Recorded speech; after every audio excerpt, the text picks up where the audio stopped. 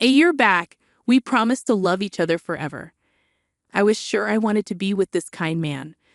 But things changed after we got married. The sweet guy I knew disappeared. Now he treats me like a maid, not his wife. He always tells me to be quiet and just listen to him. I wonder how long this will go on. Little did I know, something good was about to happen. Hi, I'm Michelle Jenkins, 28 years old. I work as a secretary at my dad's company and also manage our home. My dad took over the business from my grandpa 2 years ago. Being the boss's daughter, guys usually approach me for money. I've never really been in love before. I stopped talking about my family to avoid attracting gold diggers. That's when I met David, the man who became my husband. I asked my friend who introduced us to not mention that I'm the boss's daughter. David doesn't gamble or smoke, and he drinks moderately. He was my dream guy, always telling me he loved and adored me. I thought I could spend my life with him. But when I told my dad about marrying David, he said, "Michelle, it's okay to marry him, but don't let him know you're the boss's daughter." I argued, "Dad, he's a good person. He's not after money." Dad insisted, "I don't want you to have problems. Let's revisit this after a year of marriage. If David stays the same, we'll talk about the company." Reluctantly, I agreed. Dad knew about my past bad experiences with guys after money. He just wanted to protect me. I decided to follow Dad's advice and keep quiet about being the boss's daughter for a year. Until then, I'd just be a regular secretary. So despite everything, David and I tied the knot. But now, a year later, I still haven't told him the truth. Why? Because he's changed. After the wedding, he became distant and cold. He'd come home from work in a bad mood, criticizing everything, even the dinners I made. "Hamburgers again? We're not kids. Can't you cook something different?" "But David, you used to love them. I've made them lots before." "Don't argue. You always make the same dishes. Besides salad and soup, you should know how to cook at least 5 other things." 5? That's too much. I have work too, you know. When I ask you to do something, you should do it. I married you, so listen to me. I'm sorry. The warmth and kindness he once had vanished, replaced by a coldness that felt as sharp as ice. At first, I thought he was just having a rough day, but things kept getting worse. After 6 months of marriage, David turned into a full-blown tyrant. He'd nitpick about everything, from how I did the laundry to how I cleaned the house. If I dared to speak up, he'd yell at me with a terrifying look. Enduring his yelling was one thing, but sometimes he'd even throw away the meals I cooked. A year into our marriage, his tyrannical behavior hasn't changed. If anything, it's gotten worse. Just the other day, I got home late from work, and he immediately started shouting, "You're late. Do you even know what time it is?" I'm sorry. Work got busy. I'll start dinner now." Busy? A secretary like you shouldn't have that much work. If you're late again, you're quitting your job. But that's not fair. I couldn't argue with him out of fear. Looking back, I wonder if I should have left him sooner. Despite my parents' concerns, I kept the truth hidden after getting married. I didn't want to disappoint them, so I dealt with everything silently. Then one day at work, my father called me into the reception room during a break. Since I often helped him as a secretary, going into the reception room wasn't unusual. When I entered, my father was already there. "What's up?" I asked. My father looked pleased and said, "It's been a year since you married David, right? Time to tell him the truth, like you promised." "Oh yeah, we agreed on that. Is something wrong? You seem uneasy." "Well, yes, but it's just, right now things are a bit." Seeing my worried face, my father smiled and patted my shoulder. "Had a spat with David? It happens, especially for newlyweds like you. Your mom and I had our share of arguments too. But look at us now, still happy together. You'll be fine, Michelle. It's not exactly a fight. Don't worry, everything will be okay. Couples argue, right?" "You're right. Anything else bothering you?" "No, I'm okay. Nothing else. But I think I'll wait for things to calm down a bit before bringing it up," I said. "Don't let it bother you too much. Every couple has their disagreements." My father reassured me, thinking it was just a small argument. I hadn't confided in my parents about David's behavior to spare them worry, so my father assumed everything was fine. You should make amends with David soon, he advised before leaving the room. Alone, I wrestled with emotions I couldn't articulate. Despite my parents' reservations, I had married David. I couldn't bear to tell my father about our worsening relationship. But I knew I couldn't avoid it forever. I'd have to address it eventually to avoid suspicion. To keep my father from worrying, I had to maintain my marriage somehow. If possible, I wanted to improve our relationship. That night, I made sure to be home on time, ready to talk to David when he returned. As I finished preparing dinner, he walked through the door. I brought up the topic right away. "David, we need to talk," I said. "I'm tired," he complained. "This is important," I insisted. "As a married couple, I want us to share our lives equally and be happy together." "Equal? You and me? That's ridiculous," he scoffed, grabbing my hair harshly. "Ouch!" I cried out, but he didn't let go. "Listen to me. I did you a favor by marrying you. You should be grateful I chose you," he said, sneering at my pain. "But you said you loved me," I protested. "Don't be foolish. I only pretended to like you because you're obedient and good at housework," he spat. "Just stay quiet and obey me," he ordered, pulling my hair closer to his face. From that moment on, I realized there was no hope for equality in our relationship. I couldn't bear to worry my parents, and divorce wasn't an option. My appetite faded away with each passing day, and I found myself merely coexisting with my roommate, who happened to be my husband. Then one morning, amidst this routine, I woke up feeling utterly drained. My head throbbed, and a chill ran through my body. Checking my temperature, I found it to be a high 104 degrees Fahrenheit. Summoning all my strength, I sat up and called out to my husband. "David, I'm sorry. I don't think I can manage breakfast today." "What? Why not?" I pleaded. "I have a fever of 104. I'm in agony. Can I just stay in bed?" In response, my husband let out a frustrated sigh and snapped. "Neglecting your duties because of a fever? Get to work, you lazy thing. But please understand, I'm really unwell." "Enough excuses. You're just a maid. Don't you dare disobey me. Please, just for today, I'm begging you." With a loud click of his tongue, he stormed out of the room, leaving me trembling uncontrollably. I finally realized I was being pushed to my limit. If I keep going like this, I'll truly break down. This way of life will drive me insane, both mentally and physically. I know I need to take action, but I'm too exhausted to think clearly with this fever clouding my mind. Maybe it's the stress catching up to me, but I drift back to sleep. Hours later, I'm jolted awake by my husband's furious voice. "Didn't I tell you to wake up, you idiot?" Confused, I see it's already dark outside. While my fever has dropped, I still feel weak with a lingering headache. Despite my condition, he continues his tirade. "I called you several times. What were you doing sleeping, called? I sent you a text that I'm bringing my boss home. Weren't you supposed to prepare drinks and snacks?" My husband demanded. "Wait a minute. You knew I was sick today, right? And yet you brought your boss home?" I invited him to continue drinking at home. "My promotion depends on this. Get up and get things ready now." "No, I can't. I'm still in my pajamas, and I'm not feeling well at all. Stop making excuses. Just get out here now." He yanked me by the arm and forced me to stand in the kitchen, then hurry back to his boss. "Sorry to keep you waiting. Please come on in." I could hear my husband speaking cheerily from the entrance. "Are you sure this is okay this late? I'm sure your wife wouldn't appreciate." "That's what I've been saying. I don't have a wife, just a housemaid." A housemaid. Kind of like a main wife, you could say. But please don't mind."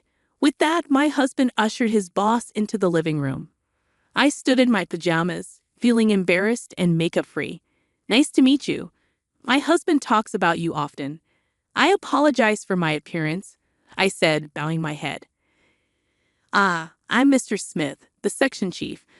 I'm sorry for dropping by unannounced." "Please don't worry about me. I'll prepare something right away," you replied. As I hurried back to the kitchen, hiding my face, my husband started scolding me. Hurry up and make something. You're utterly useless, he berated. I'm sorry. Just give me a moment, I pleaded. Stop talking and start working, he snapped. How much more embarrassing do you need to be, even with the section chief here? I'm sorry. I apologize, Mr. Smith. Our maid is quite incompetent, my husband explained. The section chief remained silent, his expression tense. Despite my efforts to prepare drinks and snacks, my husband continued to make cutting remarks like, "You're really useless." While my husband was in the bathroom, Section Chief Smith initiated a conversation. "Excuse me." I couldn't ignore him, so despite feeling flustered, I responded, "Yes, is there something you need?" "You're CEO Allen's daughter, aren't you?" My last name used to be Allen, I confirmed, realizing he meant my father, CEO Allen. "How did you know?" "I visited your father's company for business before. You served me tea once, right?" "Wait, you were from that time?" I typically attended meetings with our business partners, serving tea and being introduced as Mr. Allen's daughter. Smith was one of those people. Although David's workplace had become a client of my father's company, I hadn't told my father that David worked there. Glancing towards the bathroom, Smith continued in a hushed tone. "What's going on with your husband's behavior? Is he always like this at home?" Yes, I admitted. "I can't believe what you've been enduring. Why haven't you told Mr. Allen?" "Well, that's... Regardless, this can't continue." "Leave it to me," Smith said, looking me straight in the eyes as he quickly packed up and left. In that moment, I felt a weight being lifted off my shoulders. It was like finding an ally in a moment of despair. When David returned from the bathroom, he was shocked to find that Smith had left. "Why didn't you stop him?" He yelled at me, but I chose to trust Smith's words and endure it. Several days later, I was called to my father's company and found both Smith and a visibly shaken David waiting. "What's going on? Why are you both here?" I asked, confused by the situation. In the tense atmosphere, my father addressed me with a serious expression. "I heard from Smith. You've been mistreated by David, haven't you?" Well, I struggled to respond. Understanding my intentions to spare him worry, my father expressed his gratitude. "Thank you, Smith, for bringing this to my attention and helping my daughter," my father said, and Smith bowed in acknowledgement. Then my father turned his stern gaze towards David. "David, I can't believe you've behaved this way. I regret allowing you to marry my daughter." "Please wait," David pleaded, visibly shaken. "I had no idea you were our business partner's president." "I didn't know Michelle was a CEO's daughter," David interjected. "Enough. So if you did know, you would have treated Michelle better." "You're truly despicable," my father rebuked. "No, there's no excuse for my behavior," David responded. "Excuses? I'm going to report you to your company's CEO. We have a long-standing relationship," my father declared. "No, please." David's eyes welled up with tears as he sank to his knees. Then he turned to me, pleading, "Michelle, please talk to your father for me. You want me to speak up?" I raised my voice, releasing my pent-up frustrations. "Do you have any idea how much I've suffered because of your controlling, chauvinistic behavior? I've endured it silently, trying to salvage our relationship. But you destroyed everything, treating me like a servant and constantly belittling me. Do you know how degrading that was?" "Michelle, please forgive me," David begged. "Enough. Don't you dare address me by my name so casually. No amount of apologies will ever be enough. I don't care what happens to you. You reap what you sow. If you understand, stay out of my life forever," I concluded, resolute in my decision. At the climax of my outburst, David broke down in tears. Smith gently guided him out of the reception room, offering a respectful bow before leaving. Eventually, David and I decided to divorce. When my father informed David's company's president about the incident, he lost his job due to poor behavior at work. Without any severance pay, David moved back in with his parents, who were already aware of the situation. His father reprimanded him severely and forced him to leave their home. Now, David works long hours at a factory to make ends meet, while also fulfilling his alimony obligations to me. Meanwhile, I returned to my parents' home after the divorce and focused on rebuilding my life. I've since fully recovered and dedicated myself to my career. I've maintained a close friendship with Smith, meeting him regularly. Although I'm not considering remarriage at the moment, if I do decide to tie the knot again, I hope to find someone like him. When that time comes, my dream is to create a happy and fulfilling family. My name's Morgan. Growing up, the difference between me and my twin sister Vivian was like night and day. She was the golden girl and, well, I wasn't, not even close.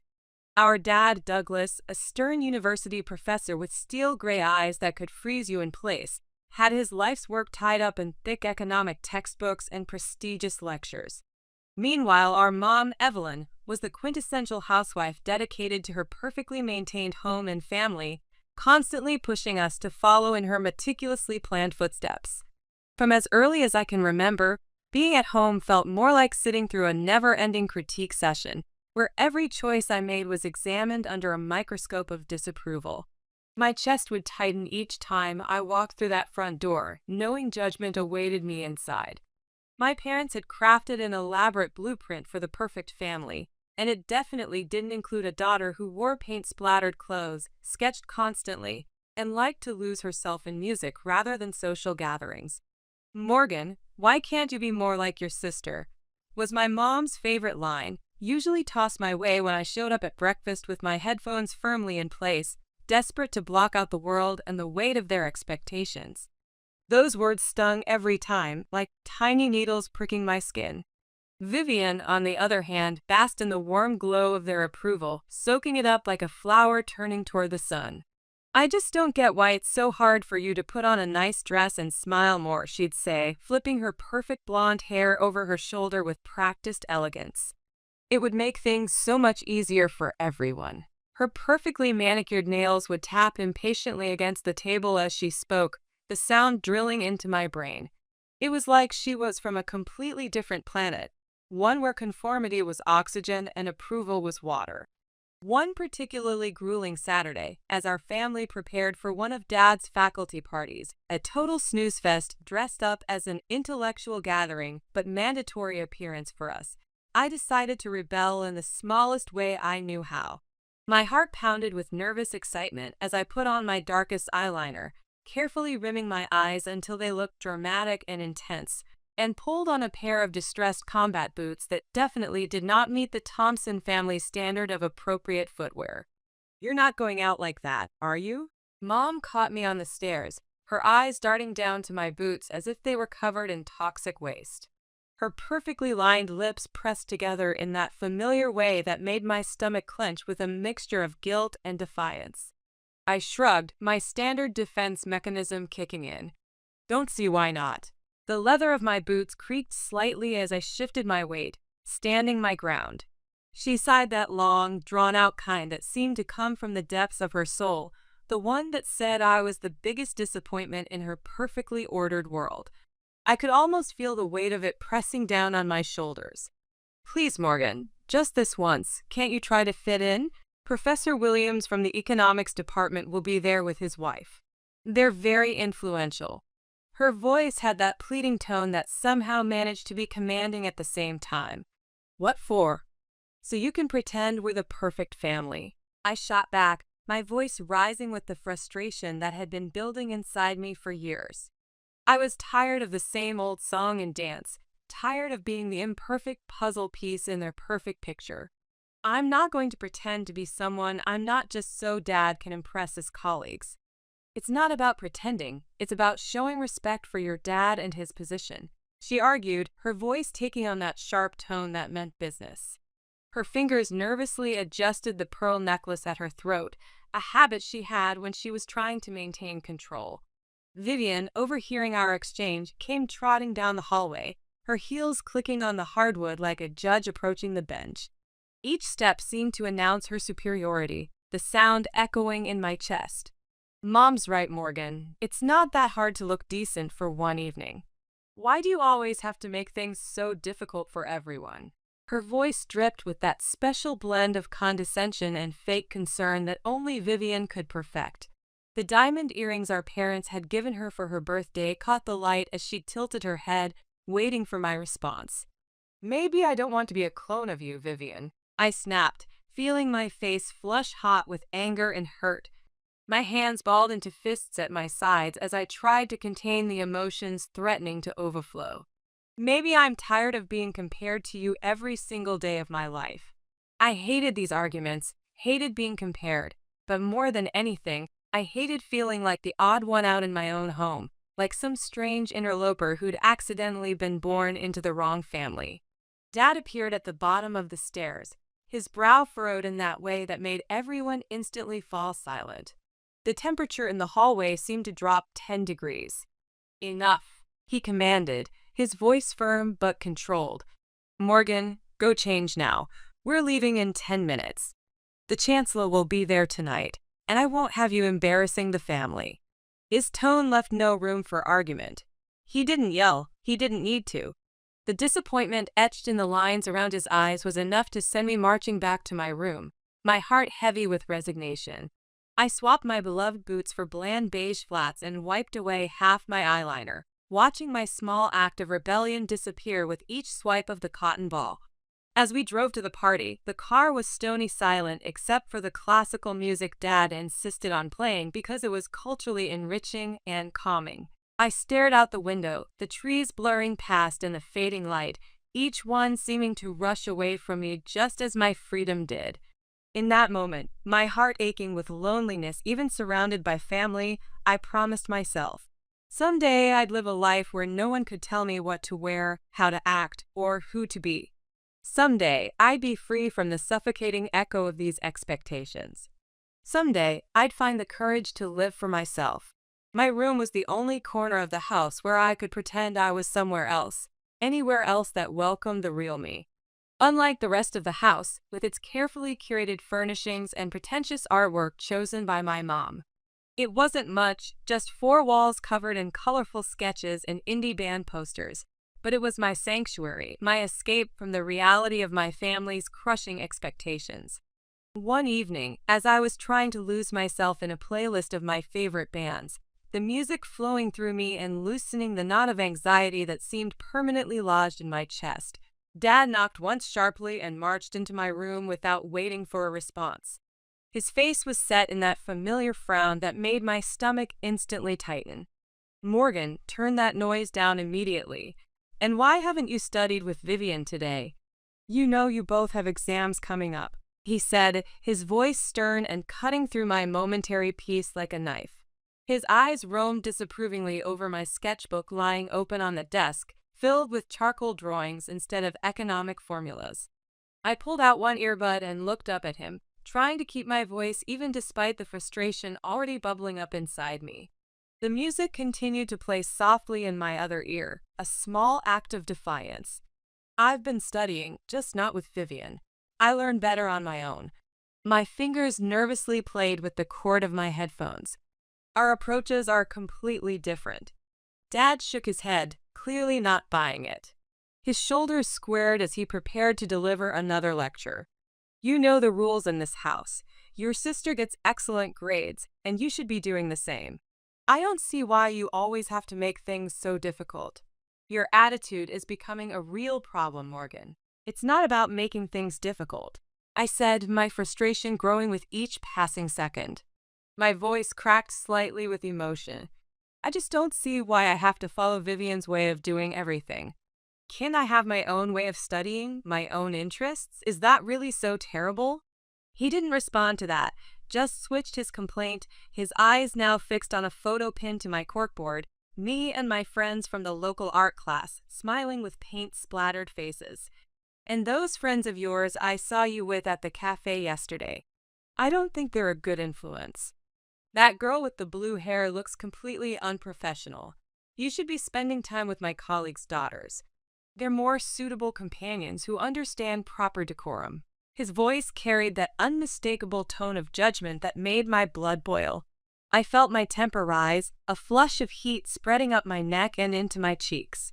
"Suitable for what exactly? For you? Because they talk about economics and pretend to enjoy those mind-numbingly boring university gatherings?"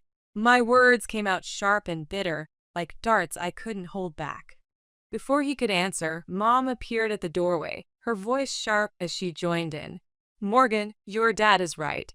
She stepped into the room, her perfume overwhelming the small space. Those girls are from good families with proper values. They know how to behave in society. They're the kind of friends you should want if you're ever going to amount to anything. I stood up, facing both of them, my heart pounding so hard I could feel it in my throat. What if I don't want friends who are picked for me like accessories to match my outfit? What if I want to choose my own friends, choose what I study, or even what I want to be? My voice grew stronger with each word. What if I want to pursue art instead of economics? That's enough, Morgan, Mom said, her tone final, cutting through the air like a guillotine. You know your future is with the university. Your dad has made sure of that. The art thing is a hobby, nothing more. And after you graduate, you'll need to start thinking about settling down properly. We've already discussed this many times. Settling down? The words hung in the air like a life sentence, heavy and suffocating. You mean start thinking about being someone's perfect wife like Vivian? Is that all you think I'm meant for? Living someone else's idea of a perfect life while ignoring everything I actually care about? Mom's face softened slightly, but her voice remained firm. We want what's best for you, Morgan.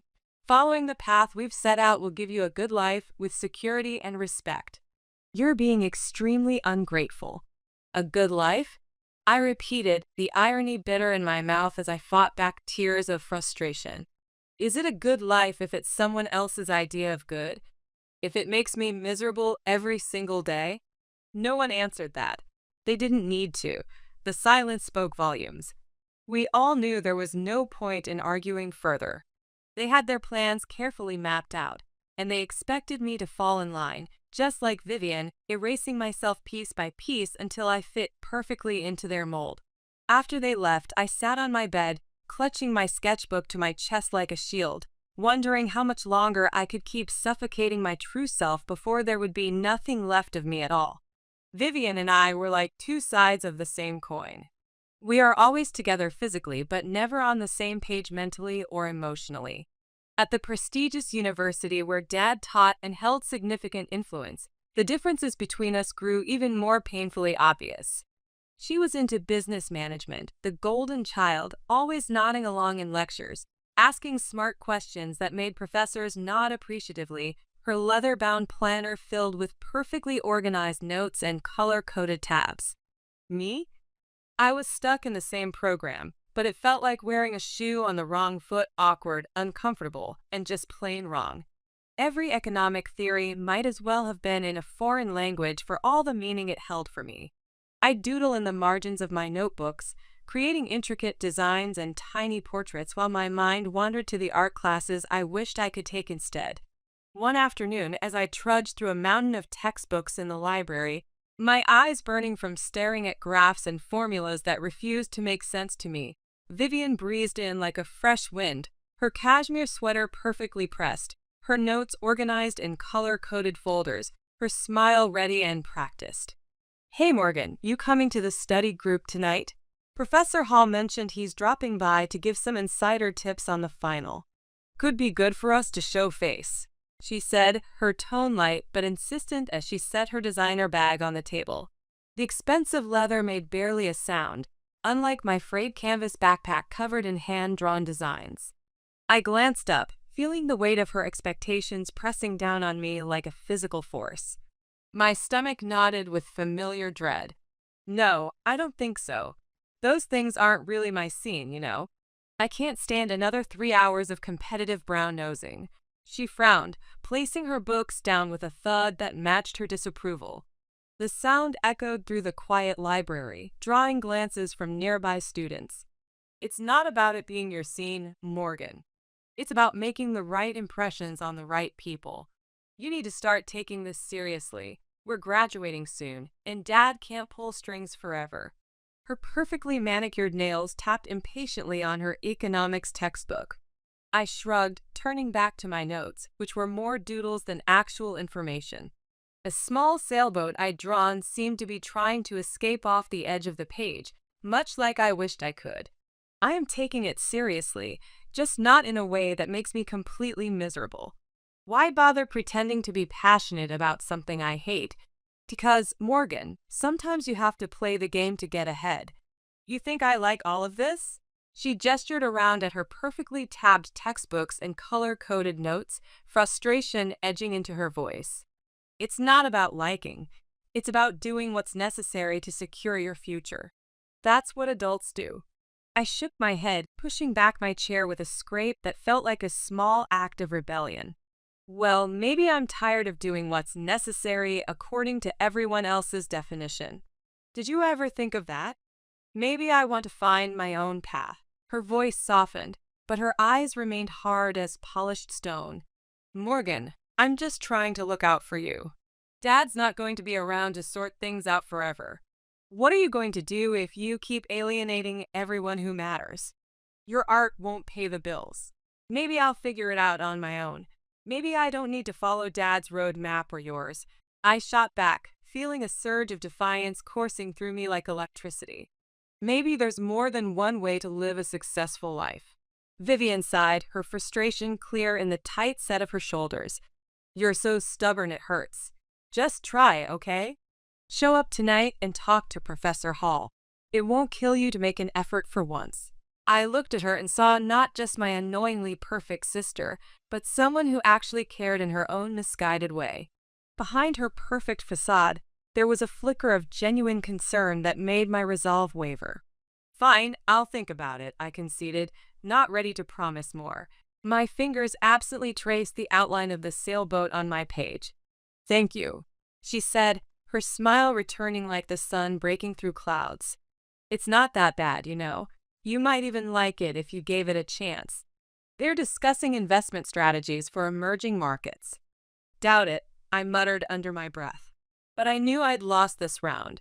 For Vivian, I'd show up, sit through another boring discussion, and nod at the right times. It was just a few hours, I told myself. How bad could it be? As it turned out, not as bad as I thought.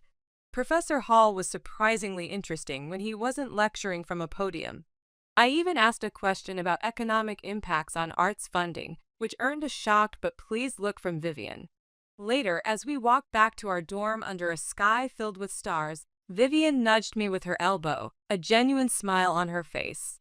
See? Not so terrible, right? You actually participated. For that brief moment, the wall between us didn't seem quite so high or insurmountable. That fragile peace didn't last long, however. In our last year, Vivian introduced us to her fiance, Wesley, a corporate lawyer 10 years her senior, already well established with a corner office and the kind of confident smile that came from never having to worry about money. He was exactly what our parents had dreamed of for their daughters. Mom and Dad were over the moon, practically glowing with pride as they praised Vivian for making such a strategic match, and immediately turned their expectant eyes on me like searchlights seeking out a fugitive. Now, Morgan, it's your turn to find someone suitable, Dad said one evening over a dinner that felt more like an inquisition. His tone implied that my time was running out, like some invisible clock was ticking down the seconds of my worth. The crystal glasses clinked too loudly in the silence that followed. Mom nodded enthusiastically, her eyes bright with plans, already mentally arranging my future as if it were another one of her well-organized home projects. Think about your future, dear. You need someone who can provide for you, who has good standing in the community. Wesley has a friend at the firm who's single. Perhaps we could arrange something? I remember staring at my plate, the food turning to ash in my mouth, feeling the walls of the dining room close in around me like a beautifully decorated prison. My fingers gripped my fork so tightly my knuckles turned white. The thought of being passed from my parents to some unknown man like a business transaction made my stomach turn. Vivian's wedding was meticulously planned down to the last detail by Mom, from the exorbitantly priced bridesmaids' dresses to the imported floral arrangements, showcasing her perfect vision of family prestige. I stood beside my sister in a dress that felt like a costume, smiling until my face hurt, while inside I was screaming. After her wedding, Mom often visited Vivian in her new luxury home, doling out advice and ensuring her life played out just as she had orchestrated, like a puppet master pulling invisible strings. I watched my sister's spontaneity and laughter slowly fade with each passing week, replaced by a polished veneer of perfection. Witnessing this transformation, I knew one thing for certain with every fiber of my being. I didn't want my life tailored by someone else's hands. The thought of it made me feel like I was drowning in the open air. One crisp autumn day, I was walking aimlessly through the arts district downtown, lost in thoughts of how to escape the life my parents had mapped out for me. My student loan debt weighed heavily on my mind, making me feel trapped even as I yearned for freedom. That's when I heard it, the deep, rumbling growl of a motorcycle approaching, the sound vibrating through my chest like a second heartbeat. Curiosity pulled me toward a small gallery where a crowd had gathered around what appeared to be a metal sculpture exhibition. That's when I saw him, Ryder, with his worn leather jacket and carefree smile that seemed to promise adventure, arranging a striking metal sculpture that caught the light like living fire. His strong, skilled hands moved with surprising gentleness over the twisted metal forms. Our eyes met across the room, and something electric passed between us, making my heart skip and then race. He moved toward me with easy confidence, wiping his hands on a rag. "You look like someone who appreciates art that breaks the rules," he called over to me, a playful twinkle in his deep blue eyes. "What do you think of this piece? Too aggressive or not aggressive enough?" He gestured to a sculpture that seemed to be simultaneously breaking apart and coming together. I hesitated, glancing from the fascinating metalwork to his face, noticing the small scar above his eyebrow and the intensity in his gaze. What did I have to lose by talking to him? "It's passionate," I replied, my voice stronger than I expected. "Like it's fighting to break free from something. I really like how the metal catches the light, makes it seem alive somehow." His face broke into a genuine smile that transformed his features. Exactly what I was going for. Most people just see the chaos, not the intention behind it. He extended his hand to me. "I'm Ryder. These are my pieces." "I'm Morgan," I replied, feeling a blush warm my cheeks as our hands touched. His palm was rough with calluses, honest hands that created rather than just theorized. After the show closed, he offered to show me his workshop. "It's not far from here. I've got some pieces in progress that don't fit the gallery's commercially viable requirements." He made air quotes around the words, his disdain for artistic compromise clear. "I like that," I said, surprising myself with my boldness. Climbing onto the back of his motorcycle later that evening, I felt a rush of adrenaline as we sped away from the gallery, from expectations, from the life I was supposed to want. The wind whipped through my hair, and for the first time in a long time, I laughed, the sound bubbling up from somewhere deep inside me that had been silent for too long. Ryder shouted something about showing me his world, and I held on tighter, my arms wrapped around his solid warmth, not wanting this moment of pure freedom to end. His workshop was an old converted warehouse space, filled with metal sculptures in various stages of completion. Sparks flew as he demonstrated welding techniques, the fire reflecting in his eyes as he shaped metal with the same passion I felt when drawing. Over pizza ordered from a local place, Ryder told me about his life as a welder turned metal artist, his passion for motorcycles he customized himself, and his love for open roads and unlimited horizons. "Don't you get scared living like this?" I asked, my voice barely above a whisper, my eyes taking in the unconventional beauty of his living space, half workshop and half home. "Without a safety net? Scared?" He looked up, his expression thoughtful. "No, it's thrilling. You never know what's around the corner, what you might create tomorrow, who you might meet." His eyes held mine intently. "Isn't that better than having everything planned out for you?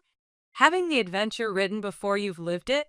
His words resonated through me like a bell being struck. Over the next few weeks, we met whenever we could. Each ride on Ryder's motorcycle, each visit to his workshop, each conversation about art and passion and purpose pulled me further from the life I was supposed to live and closer to the life I desperately wanted. The speed, the creativity, the freedom, it wasn't just about the thrill. It was about feeling truly alive, about being seen for who I really was for the first time.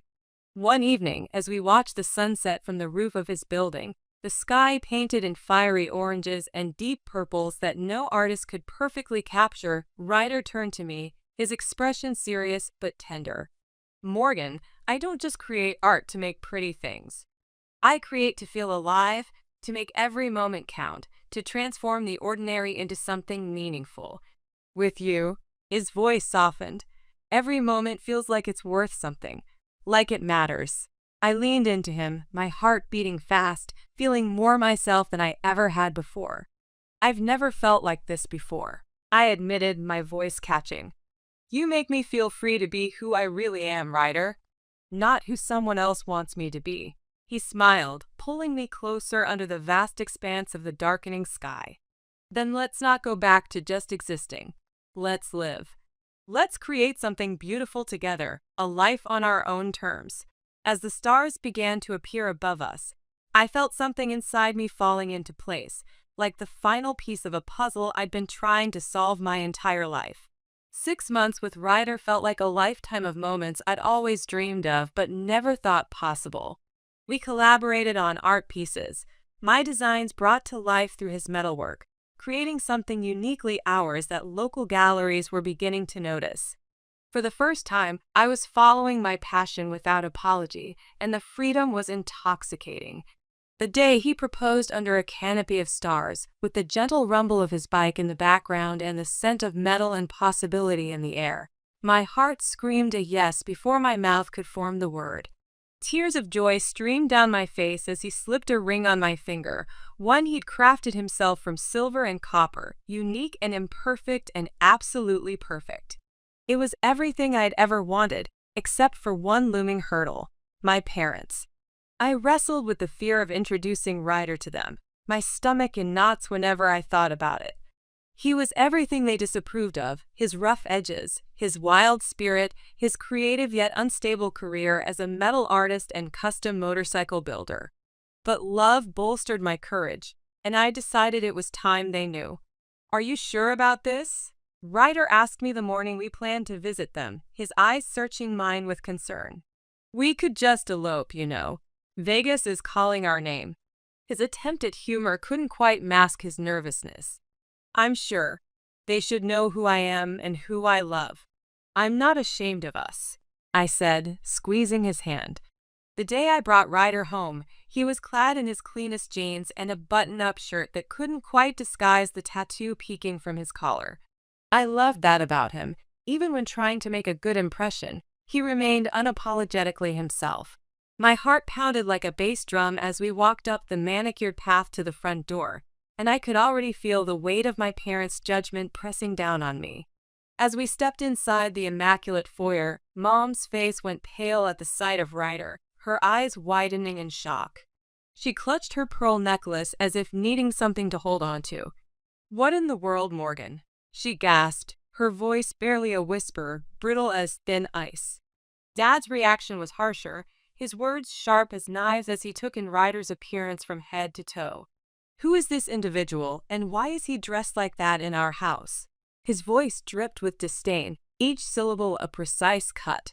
I took a deep breath, trying to center myself, Ryder's solid presence beside me the only thing keeping me steady. "Mom and Dad, this is Ryder," I said, fighting to keep my voice from trembling. He's the man I love. We're getting married." I held up my hand, showing my ring that sparkled in the light, unlike any traditional engagement ring they'd approve of. Their silence was deafening, like the calm before a violent storm. Then Dad turned to Ryder, his tone laced with the kind of condescension he usually reserved for underperforming students. "Married? What exactly do you do for a living, young man? What are your qualifications? Where did you attend university?" Ryder, bless his unwavering spirit, didn't flinch or cower. He stood tall, his voice steady and dignified. "I'm a metal artist and custom fabricator. I specialize in sculptural metalwork and motorcycle customization. I took specialized welding courses after high school and apprenticed under Martin Reeves for 5 years. His pride in his work was evident in every word. "I work with my hands and my heart, and I make an honest living doing what I love." The look on my parents' faces was a theatrical mix of horror and disbelief. Mom actually swayed slightly, reaching for the wall to steady herself. "A welder? A motorcycle mechanic?" Dad's voice rose, anger flaring like a sudden fire. Morgan, you can't possibly be serious. You expect us to give our blessing to this? To throw away your entire future for a manual laborer? I felt my resolve harden, anger rushing through me like molten metal. Yes, because he makes me happy. He supports my art. He sees me for who I really am. Isn't that what should matter? My voice grew stronger with each word. Or is your approval conditional on me erasing myself completely? But the life you'll lead. Mom started, her voice tremulous, her perfect makeup unable to hide the distress in her eyes. Will be the life I choose. I shot back, my own voice gaining strength from somewhere deep inside me. A life filled with creativity and purpose and love, not appearances and obligations and empty prestige. Dad shook his head, his decision clear in the hard set of his jaw. We cannot and will not support this nonsense. If you choose this lifestyle, don't expect to be a part of this family. We have standards, Morgan. Expectations. This is not what we raised you for. The finality in his tone broke my heart, but not my decision. Ryder squeezed my hand, giving me the strength to face them, his touch reminding me that I wasn't alone anymore. Then I choose Ryder. I choose us. I choose my happiness and my art and a life that means something to me. Mom's eyes filled with tears, mascara creating tiny rivers down her carefully powdered cheeks, and Dad's jaw clenched so tight I could see a muscle twitching in his temple. If you walk out with him, don't bother coming back. You'll regret throwing away everything we've given you, Dad said, his voice cold and final as a slammed door. As we walked out, the beautiful front door closing behind us with a decisive click, I felt a strange mixture of heartbreak and liberation washing over me. It hurt, of course it hurt, but for the first time in my life, I was choosing my own path, regardless of the cost. Walking away from my parents' house with Ryder, my heart was a chaotic mess of emotions, gut-wrenching pain, unexpected relief, terrifying excitement, and paralyzing fear all tangled together like the wire sculptures in Ryder's workshop. The night air felt different somehow. Each breath I took seemed more meaningful, like each inhale was a step further into a new life I was creating rather than accepting. We rode in silence for a while, and the only sound was the steady roar of the motorcycle beneath us and the rushing wind that caught my tears and carried them away. The vibration of the engine thrummed through my body, matching the tremble in my hands as the reality of what had just happened began to sink in. When we finally stopped at a small diner on the outskirts of town, one of those 24-hour places with neon signs and faded leather booths, Ryder turned to me, his face serious, his eyes searching mine. The orange glow from the diner's sign cast unusual shadows across his worried features. You sure about this, Morgan? I mean, really sure? There's no going back after tonight, he said, his voice gentle but concerned. I know how much your family means to you, despite everything. I don't want you to wake up one day resenting me for coming between you. I looked into his eyes, seeing the genuine worry there, and something inside me settled. I nodded, squeezing his hand so tightly my knuckles turned white. I've never been more sure of anything in my life, I said, my voice stronger than I expected. Being with you, creating with you, this feels right. It feels like what I was always meant to do. They'd never accept the real me anyway. He smiled that reckless, charming smile that had captured my heart the first day we met, relief washing over his features. All right then, let's do it. Let's build our life together, one day at a time. Inside the diner, with its chipped formica tables and smell of coffee and pie, we found a quiet booth in the corner away from the few late-night patrons. The waitress, a woman with kind eyes and a name tag that read Betty, brought over 2 steaming mugs of coffee without asking, sensing perhaps that we needed comfort. So what's first? I asked, stirring cream into my coffee, watching it swirl and blend, transforming the bitter black liquid into something softer. My mind was racing with all the practical concerns I'd been sheltered from my entire life. We'll need to find a place to stay. My workshop has the loft space, but it's pretty basic right now. We can fix it up, make it comfortable for both of us. Then we'll focus on building your portfolio and my client base. I have some friends in the art community who can help us get started, Ryder replied, his tone practical but optimistic. His fingers traced patterns on the table as he spoke, always creating, even in idle moments.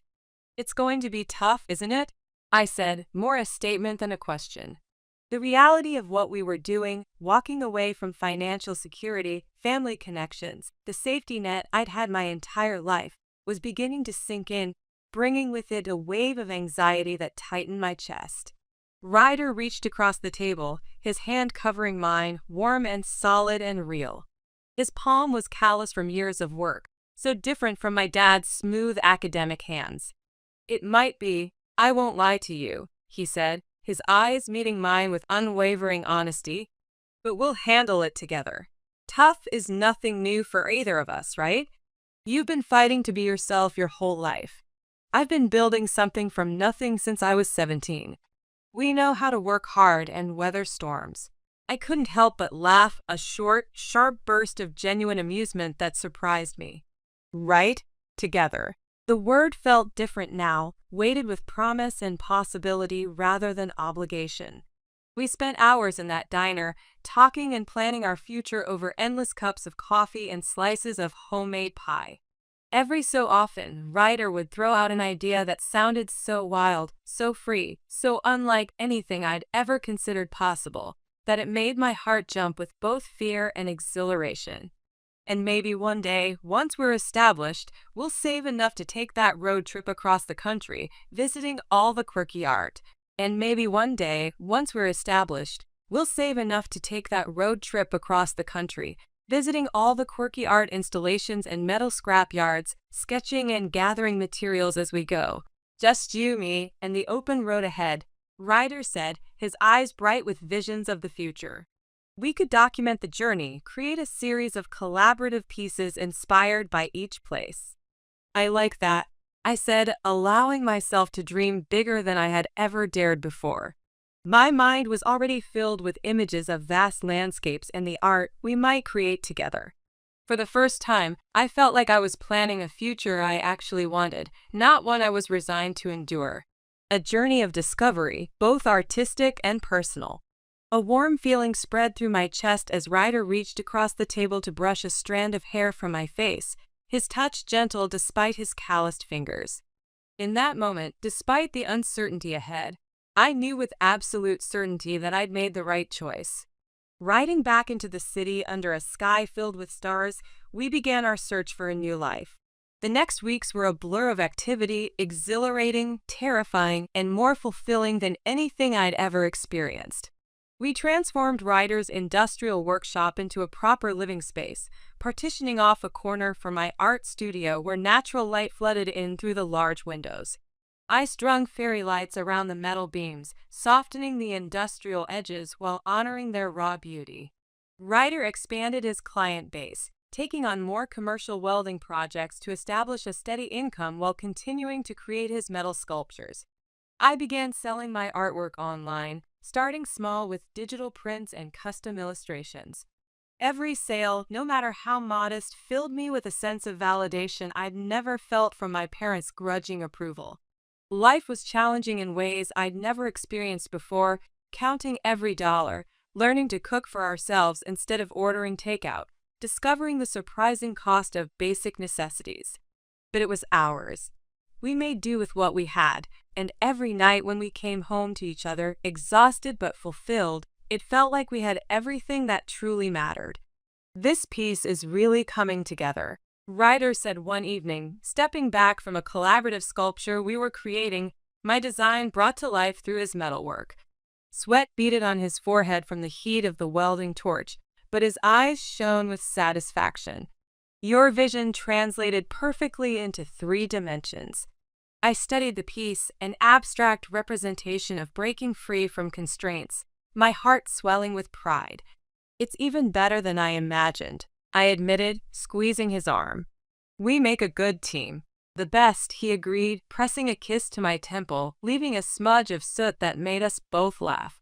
Months later, we decided it was time to make it official and got married in a small, intimate ceremony at a local sculpture garden. I wore a vintage dress I'd found at a thrift store and modified myself, adding hand-embroidered details that told our story. Ryder wore a simple dark suit with a metal boutonniere he'd crafted himself. We wrote our own vows, promising to support each other's creativity and independence always. I held on to a sliver of hope that my family would show up, that they would see how happy I was and let go of their prejudices. But the chairs reserved for them remained empty, and no congratulatory messages came. The absence stung, a hollow feeling in my chest that I couldn't completely ignore. Despite the sting of their absence, the day was perfect because it was ours. Ryder's mother, Fiona, cried happy tears as she welcomed me into her arms. I always knew Ryder would find someone special, she whispered, her embrace warm and genuine. Someone who sees the world the way he does, full of possibilities and beauty in unexpected places. Over time, I grew incredibly close to Fiona. She welcomed me with open arms, calling me her daughter-in-law from the very beginning, filling the emotional gaps left by my own family's rejection. Her small house became a second home to us, a place where creativity was celebrated rather than dismissed. You know, I wanted to be an artist once, she confided one afternoon as we sat in her garden, sipping tea and sketching the wildflowers she refused to tame. Life had other plans, but watching you and Ryder create together, it heals something in me I thought was long broken. Things were finally looking up for Ryder and me professionally too. After he completed additional specialized training and became a certified underwater welder, his income shot up dramatically to $150,000 a year. The dangerous but highly skilled work took him away for short periods, but the financial security it provided was transformative. That change made a world of difference. We managed to buy a modest townhouse in a vibrant, artistic neighborhood, the kind of place with community gardens and weekend art walks, where creativity flourished and conformity wasn't the highest virtue.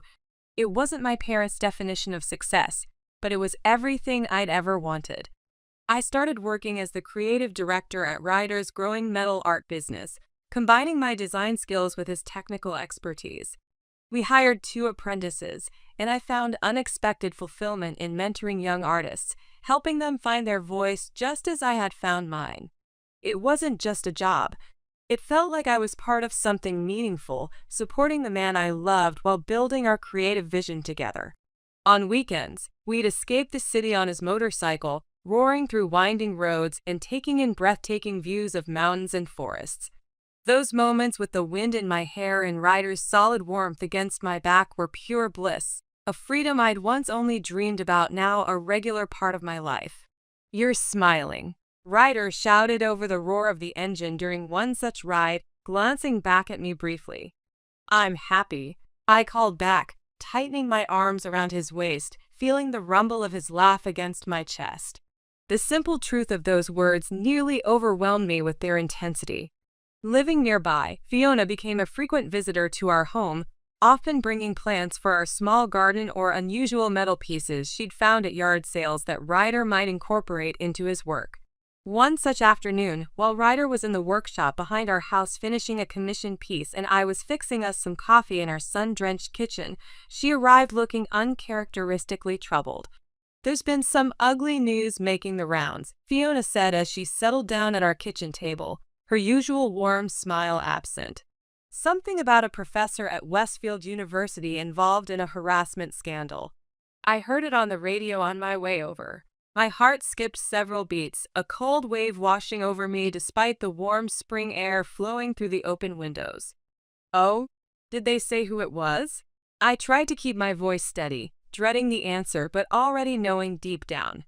She shook her head, her eyes concerned as she watched my reaction. "No, they didn't mention a name on the radio, but you know how these things go in a university town. It's probably all over the TV and social media by now." She reached across the table to squeeze my hand. "I know that's where your father teaches. I'm sorry if I've upset you." Nodding, I flicked on the television in the adjacent living room, tuning into the local news. My hands trembled slightly as I adjusted the volume. Sure enough, there was a report on the scandal, and as I had feared with a sixth sense of inevitability, my dad's face appeared on the screen. The anchor detailed multiple accusations against him from female graduate students spanning years, and I felt a cold wave of disbelief and yet strange validation wash over me. The university has placed Professor Douglas Thompson on administrative leave pending investigation, the reporter stated, her voice professionally neutral. Multiple students have come forward as part of the growing Me Too movement on campus. Turning off the TV, I sat down heavily, trying to process the news, memories flooding back of comments I'd heard him make over the years, interactions I'd observed that had made me uncomfortable, but that I'd been taught to ignore. The coffee I'd been brewing boiled over on the stove, filling the kitchen with a burning smell that matched the acid churning in my stomach. Ryder came in, wiping his hands on a rag, and saw my face.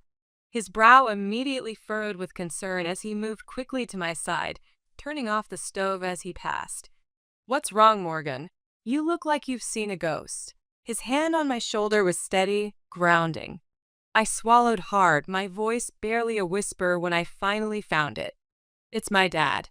He's been accused of sexually harassing multiple students. It's all over the news." The words felt foreign in my mouth, shameful yet not surprising.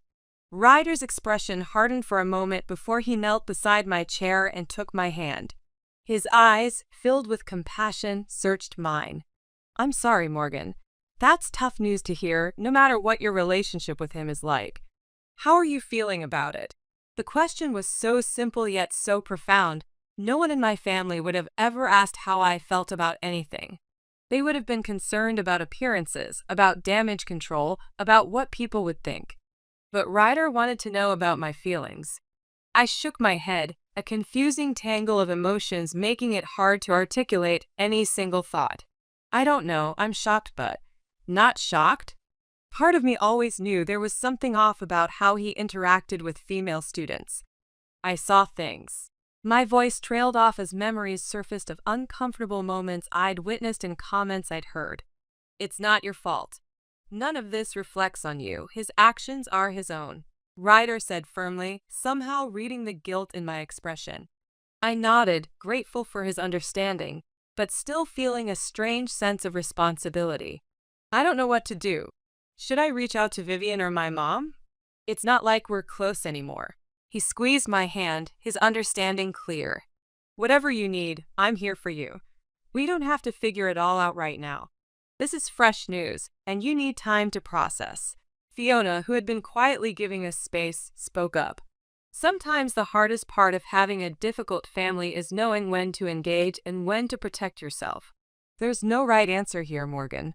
I decided to wait and see how things unfolded before making any moves. Part of me felt I should reach out, offer support to my mom at least, but another part, the part that remembered years of criticism and conditional love, held back. Whatever decision I made, I knew I'd have Ryder by my side, and that was the reassurance I needed to face whatever came next. Life had settled into a fulfilling rhythm until that unexpected afternoon at the gallery where we were showcasing our collaborative work.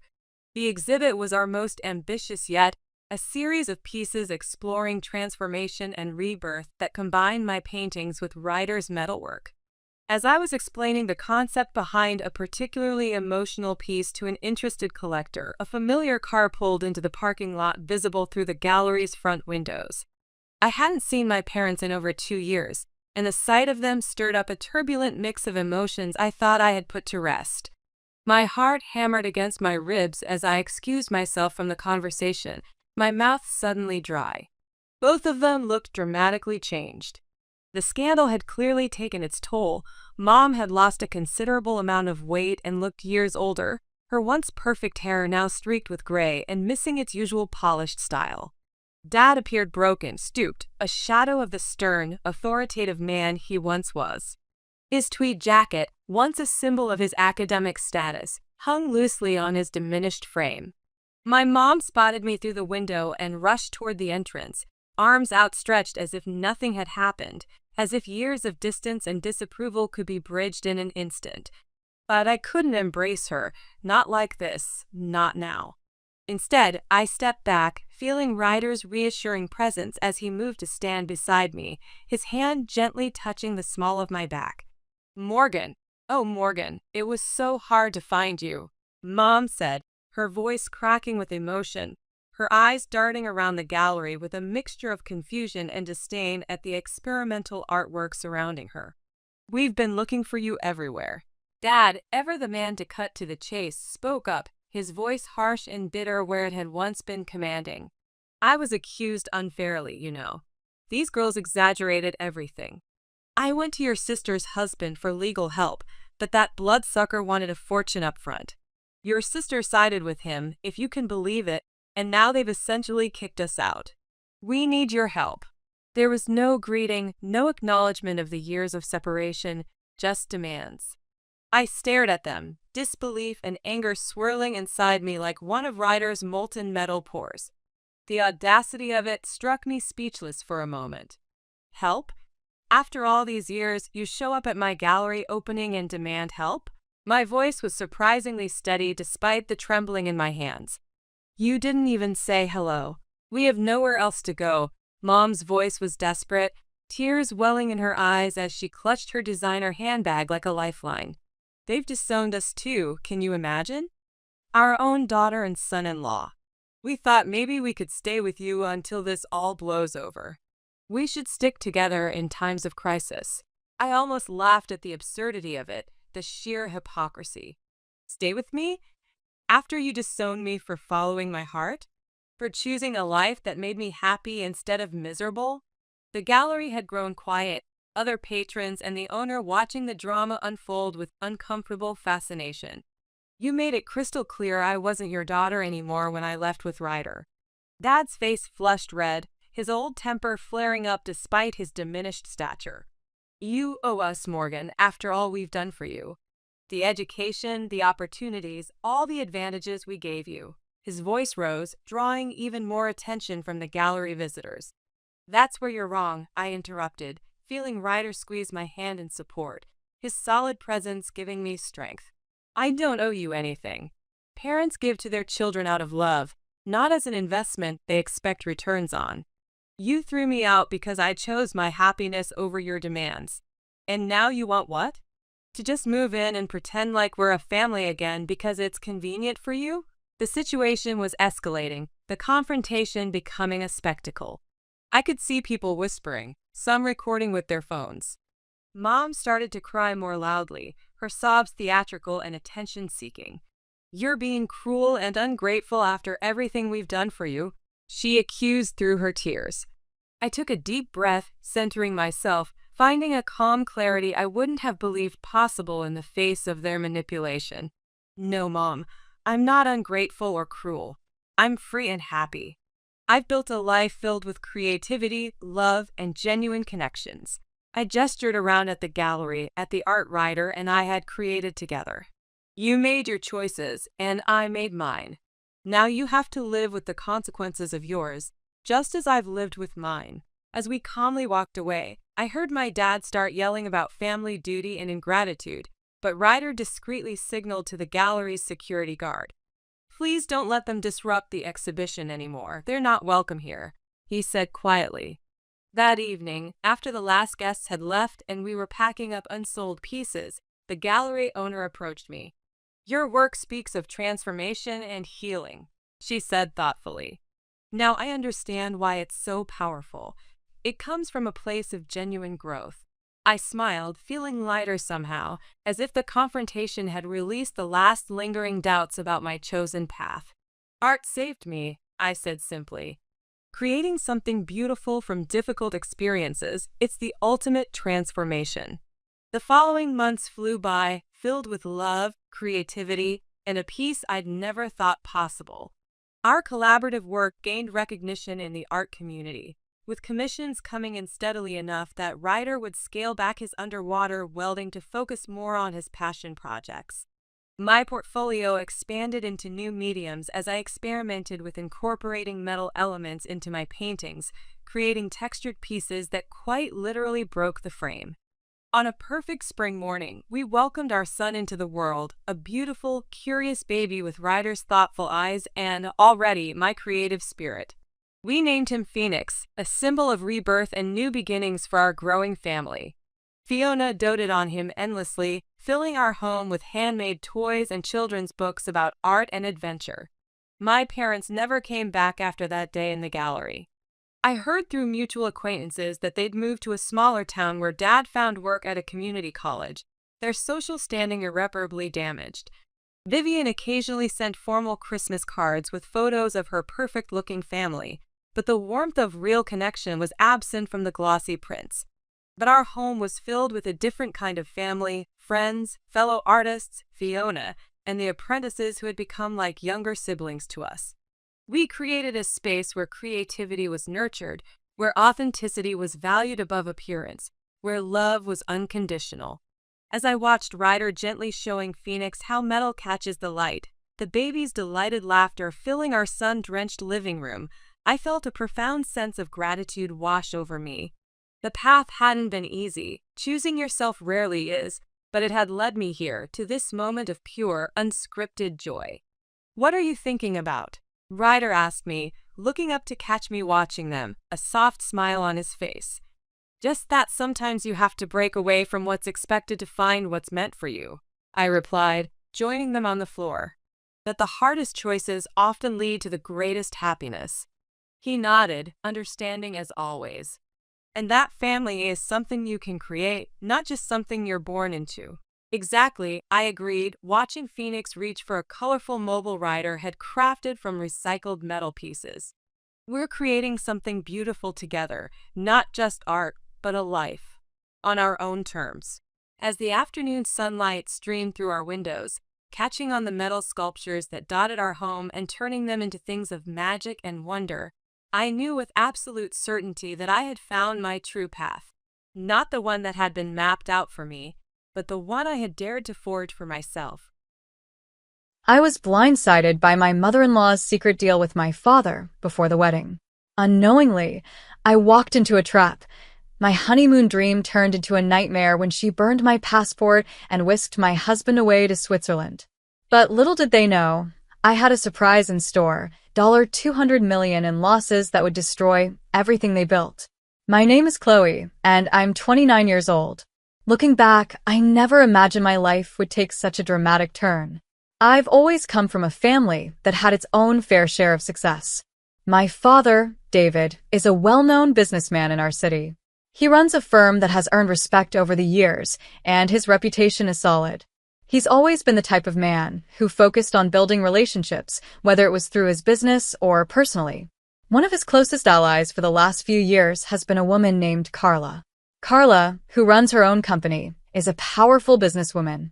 She's got a reputation of her own, determined, sharp, and never one to back down from a challenge. My father and Carla had worked together on many deals over the years. They were more than just business partners. They were friends, or at least that's what I thought. I grew up with a deep respect for Carla because of her strength, and I admired how she carried herself.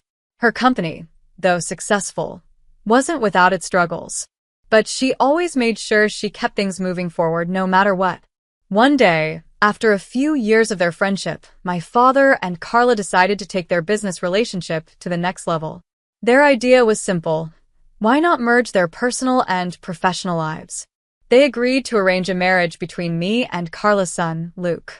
My father thought it would be the best decision for both our families, strengthening our ties, merging our businesses, and ensuring that everything would grow seamlessly. Now, I had known about Luke for a few years, but we hadn't really spent much time together. We were more like acquaintances than anything else. But then, about 6 months before the wedding, we started getting to know each other. I remember our first few conversations. They were simple and casual, mostly about the business and how our families would benefit from the union. Luke was charming, handsome, and, to be honest, he had a way of making everything seem perfect. He was 32, and even though we had only been together for a short time, he made me feel like we were a match made in heaven. At first, I didn't mind the arrangement. It felt like the natural next step for me, given the history between our families. I didn't feel pressured into the relationship at all. In fact, Luke seemed genuine and kind, and I trusted that he had the same intentions as I did, to strengthen our family's legacy. We both agreed to the marriage, and everything moved forward smoothly. My father was overjoyed, Carla seemed pleased, and Luke and I slowly began planning our future together.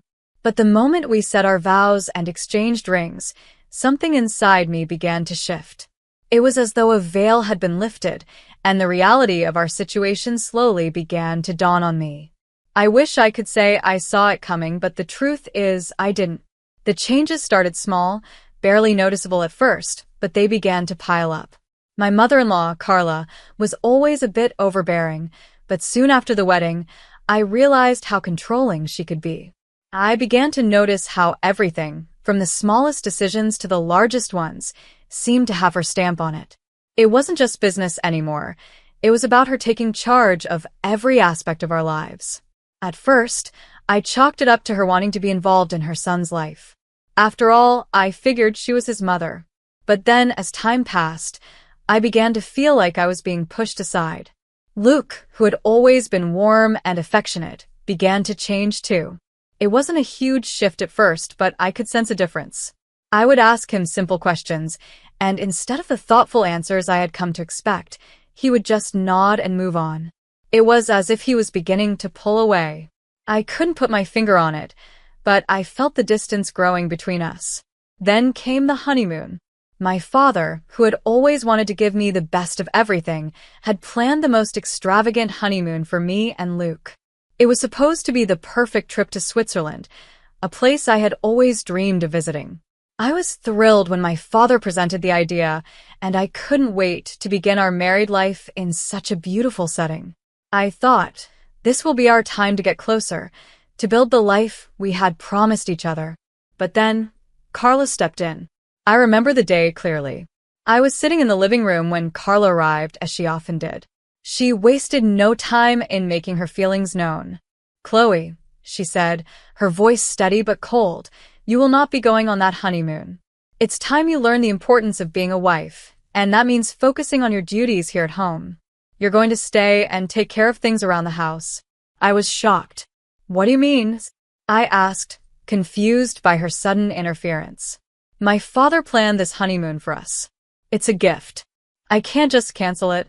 Carla's eyes narrowed, and she didn't hesitate in her response. "You'll stay home. That's your place now. Your father may have given you a honeymoon, but your responsibilities come first. Your duty is to this family, and I expect you to act like a proper wife." Her words stung, but I refused to back down. I looked at her and said firmly, "No. I'm going on this honeymoon. My father gave it to us as a gift, and I won't let you take that away from me." That was when everything took a dark turn. I didn't know it at the time, but Carla's intentions were far more malicious than I could have ever imagined. Luke, instead of standing by my side, didn't say a word. He just quietly agreed with his mother. I could see the disappointment in his eyes, but he didn't speak up. The silence was deafening. And then my passport disappeared. I spent hours looking for it, tearing apart the house, thinking it was just misplaced.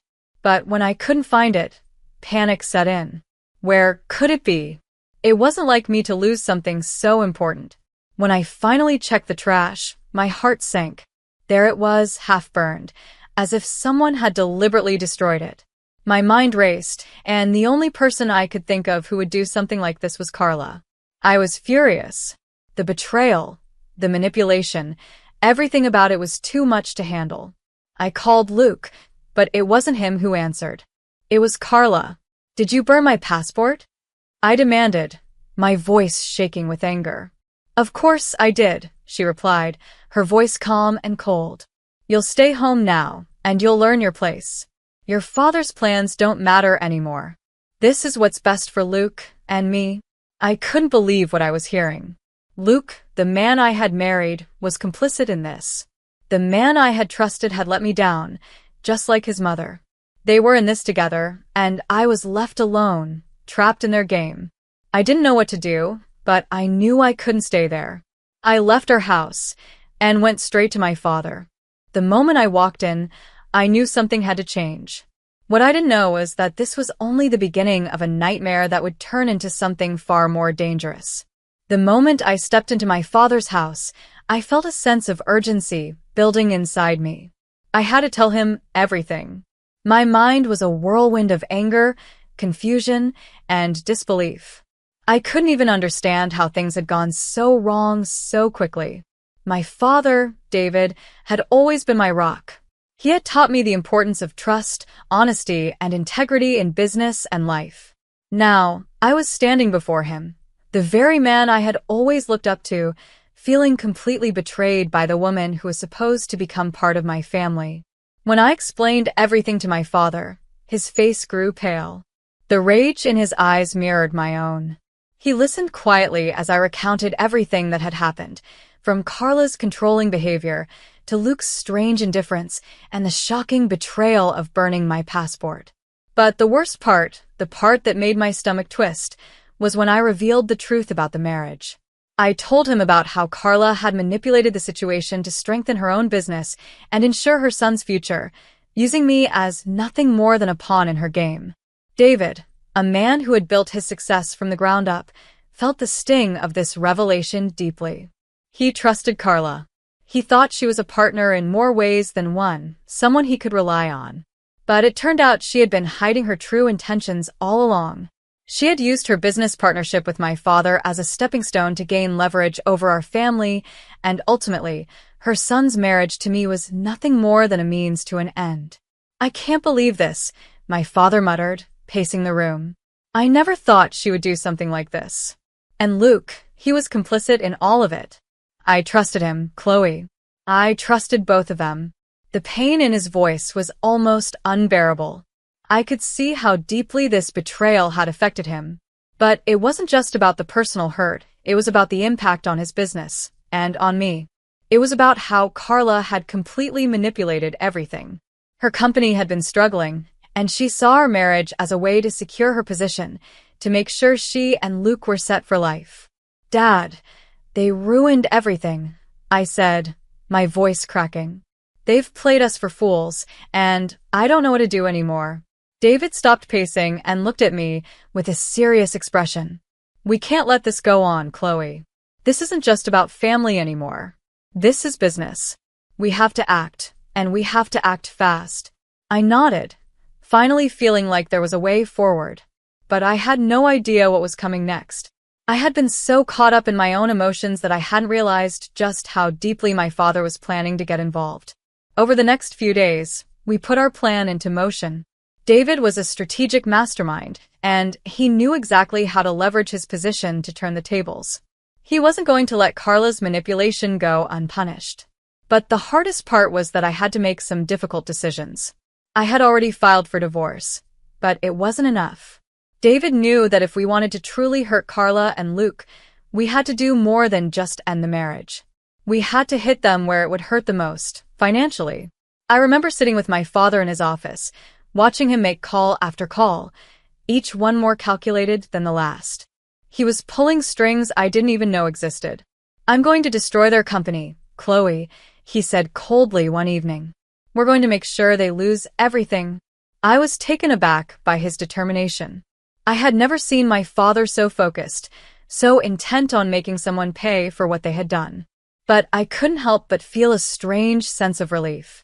Carla had taken everything from me, my trust, my marriage, and my sense of security. Now my father was going to take it all away from her. "We're going to make sure their business is ruined," he continued. "They won't have a leg to stand on when we're done." It wasn't just about getting revenge anymore. It was about protecting our family's legacy and showing Carla that she couldn't mess with us. And so, David worked tirelessly behind the scenes, using every tool at his disposal to destabilize Carla's company. He knew the weaknesses, the cracks that were already forming, and he exploited them ruthlessly.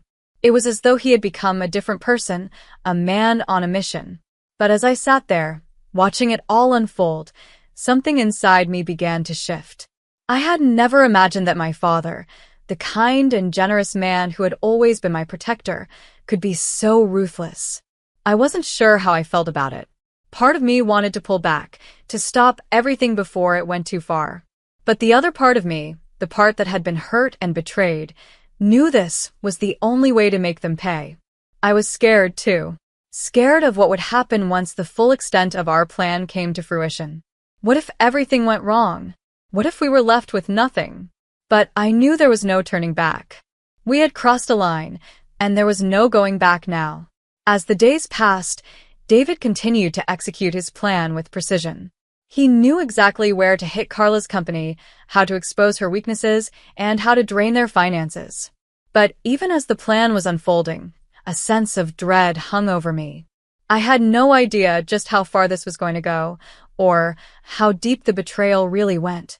The consequences of our actions were beginning to feel more real, and the deeper we went, the more I realized that our lives might never be the same again. Things moved fast after that. My father's plan began to work, but as it unfolded, the gravity of what was happening started to sink in. What had begun as an act of vengeance, a way to punish Carla and Luke for their betrayal, had quickly spiraled into something bigger, something far more dangerous. I couldn't help but feel a strange sense of detachment as the days passed. On one hand, I wanted to see them suffer the consequences of their actions, but on the other hand, I couldn't shake the guilt that gnawed at me. Was I becoming the very thing I despised? David had never been one to make rash decisions. He always planned meticulously, and with each passing day, I saw the fruits of his labor. He had expertly started to unravel the financial stability of Carla's company. He had started pulling the strings behind the scenes, carefully targeting her most vulnerable business relationships and draining her finances. I couldn't believe how quickly things were changing. It was almost as if my father had flipped a switch, and everything that Carla had worked so hard to build was collapsing around her. But even as we watched her company crumble, I couldn't ignore the nagging feeling inside. It was like I was looking at a picture of our lives that was fading away. The people I had trusted, the man I had married, and the woman who had been a second mother to me, all of them were slipping through my fingers. And somehow, I couldn't stop it. Weeks went by, and each day Carla seemed to sink deeper into despair. I had heard about the struggles she was facing, how her business was losing deals left and right, how creditors were knocking at her door. David had kept me updated on everything, but I couldn't bring myself to feel sorry for her. After all, she had manipulated me, used my trust as a tool for her own gain. I had every right to feel this way. But as her empire began to collapse, it wasn't just her company that was at risk. It was everything. Luke, too, was caught in the fallout. The man I had married was not the man I thought he was. When I first met him, I believed he was the charming, sweet man I saw on the surface. But with every passing day, I realized just how deeply he was entangled in his mother's web of lies. His silence, his refusal to stand up for me, it all made sense now. He had never been on my side. He had been playing the game, right alongside his mother, and now, both of them were losing. One afternoon, I was sitting with my father, and I could see the exhaustion in his eyes. He had worked tirelessly to execute his plan, and it was all coming to fruition. Carla was losing everything, her business, her money, her reputation. But then, something changed. I could see it in my father's face. He wasn't just focused on taking her down anymore. There was something more, a darker motivation. And I realized, with a cold chill running through my veins, that my father wasn't just destroying Carla for what she had done to me. He was doing it because of what she had done to him. "Chloe, we're not just going to ruin their company," he said one evening, his voice steady but firm. "We're going to make sure they lose everything. It's the only way to teach them a lesson. If they want to play dirty, we'll show them how it's done." I didn't know what to think. Part of me wanted to pull away from all of this, to just walk away and start fresh. But the other part of me, the part that had been betrayed, couldn't let it go. I had already lost so much. Luke, Carla. The life I thought I would have. There was no going back now. As my father's plan reached its peak, Carla's life began to fall apart in the most public way. I watched as her company was forced into bankruptcy, the headlines blasting her failure for the whole world to see. The press wasn't kind to her, and it seemed like everything she had worked so hard for had come crashing down in an instant. But even as I watched her lose it all, I couldn't help but feel a pang of sadness.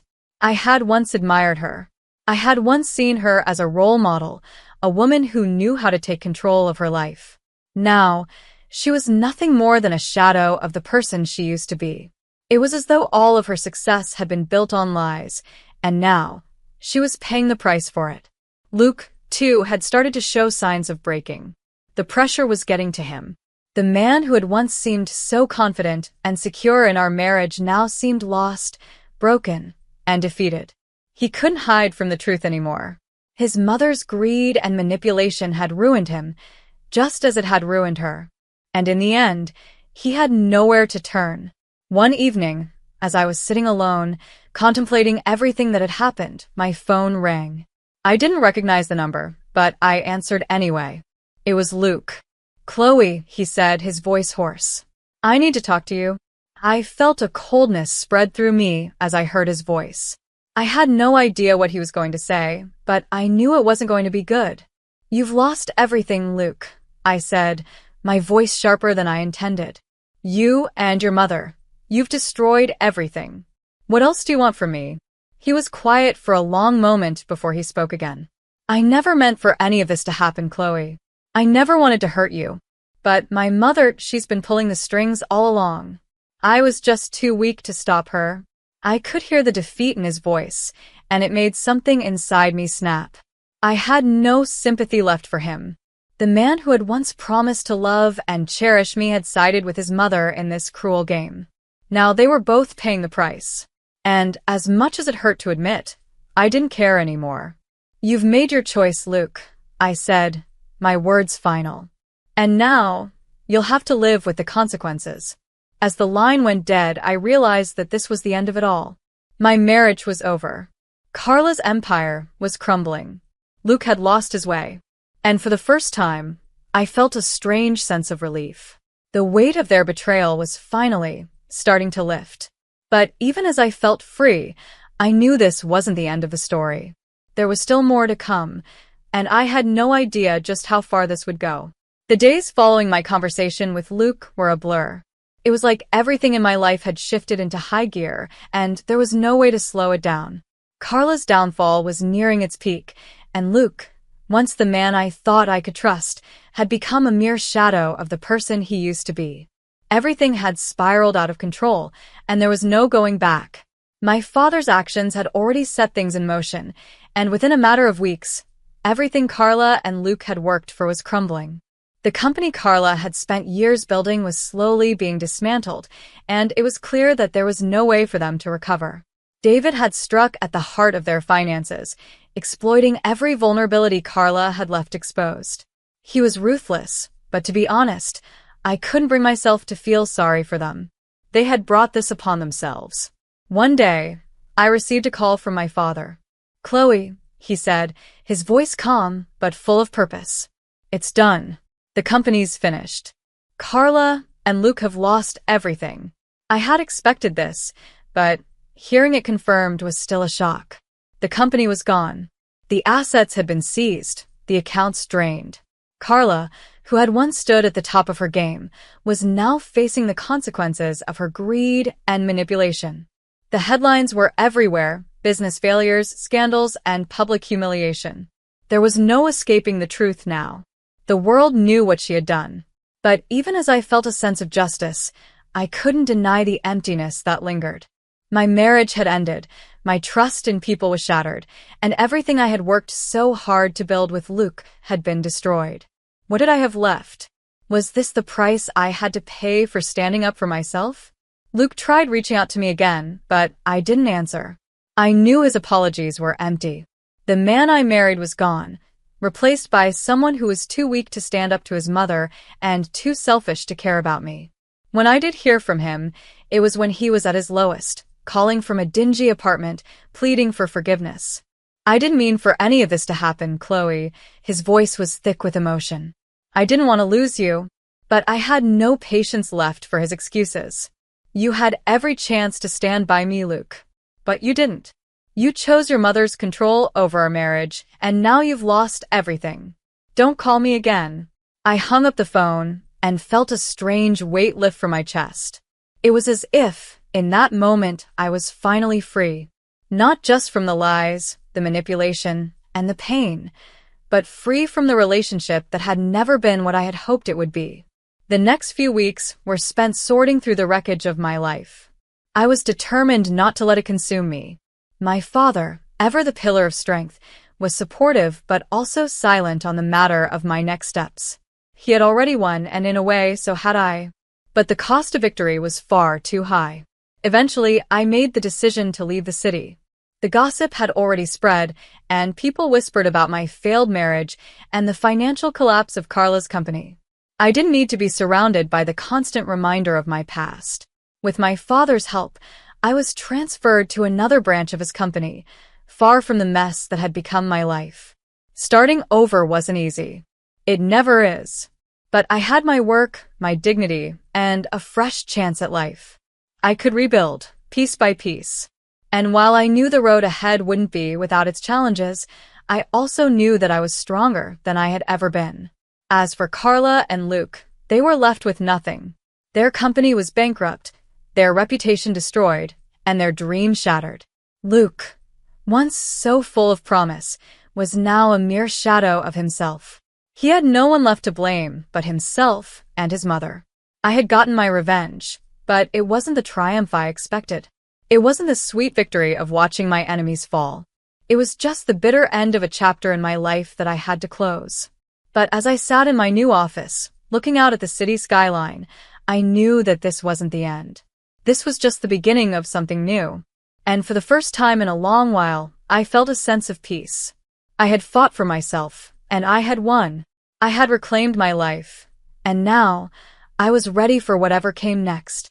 My husband gifted me a $10,000 wedding dress, but on our big day, my jealous mother-in-law secretly set it on fire. As I fell to the ground in shock, my husband heroically put out the flames and saved me. But what happened next? I plotted the ultimate revenge and gave her a surprise she never saw coming. I still remember the day I first met Lucas. It felt like everything around me slowed down, and all I could see was him. Lucas Stone, the 28-year-old professional baseball player, was tall, charming, and had a smile that could light up any room. But what I loved most about him wasn't just his looks. It was the way he treated me. Lucas was kind, patient, and he made me feel special in ways I hadn't experienced before. I was 27, working as an office assistant in New York City. My life had been pretty ordinary up until that point. I wasn't someone who stood out in a crowd, and I didn't have any extraordinary skills or talents. I had a solid job, good friends, and a loving family. But something was missing. That something was Lucas. We met at a mutual friend's party. He was there with a group of his baseball teammates, and I was just with a couple of friends from work. From the moment we started talking, I felt an undeniable connection. We had so much in common. Our love for adventure, trying new things, and, strangely enough, our shared interest in family values. He was everything I had ever wanted in a man and more. We quickly became inseparable. As our relationship blossomed, we talked about the future. I had never been in a relationship where I felt so cared for and cherished. Lucas made me feel like I was the only woman in the world. And soon, we started talking about marriage. It was a dream come true, and I couldn't wait for the day when we'd say our vows. He was everything I needed, and I thought that nothing could ever go wrong.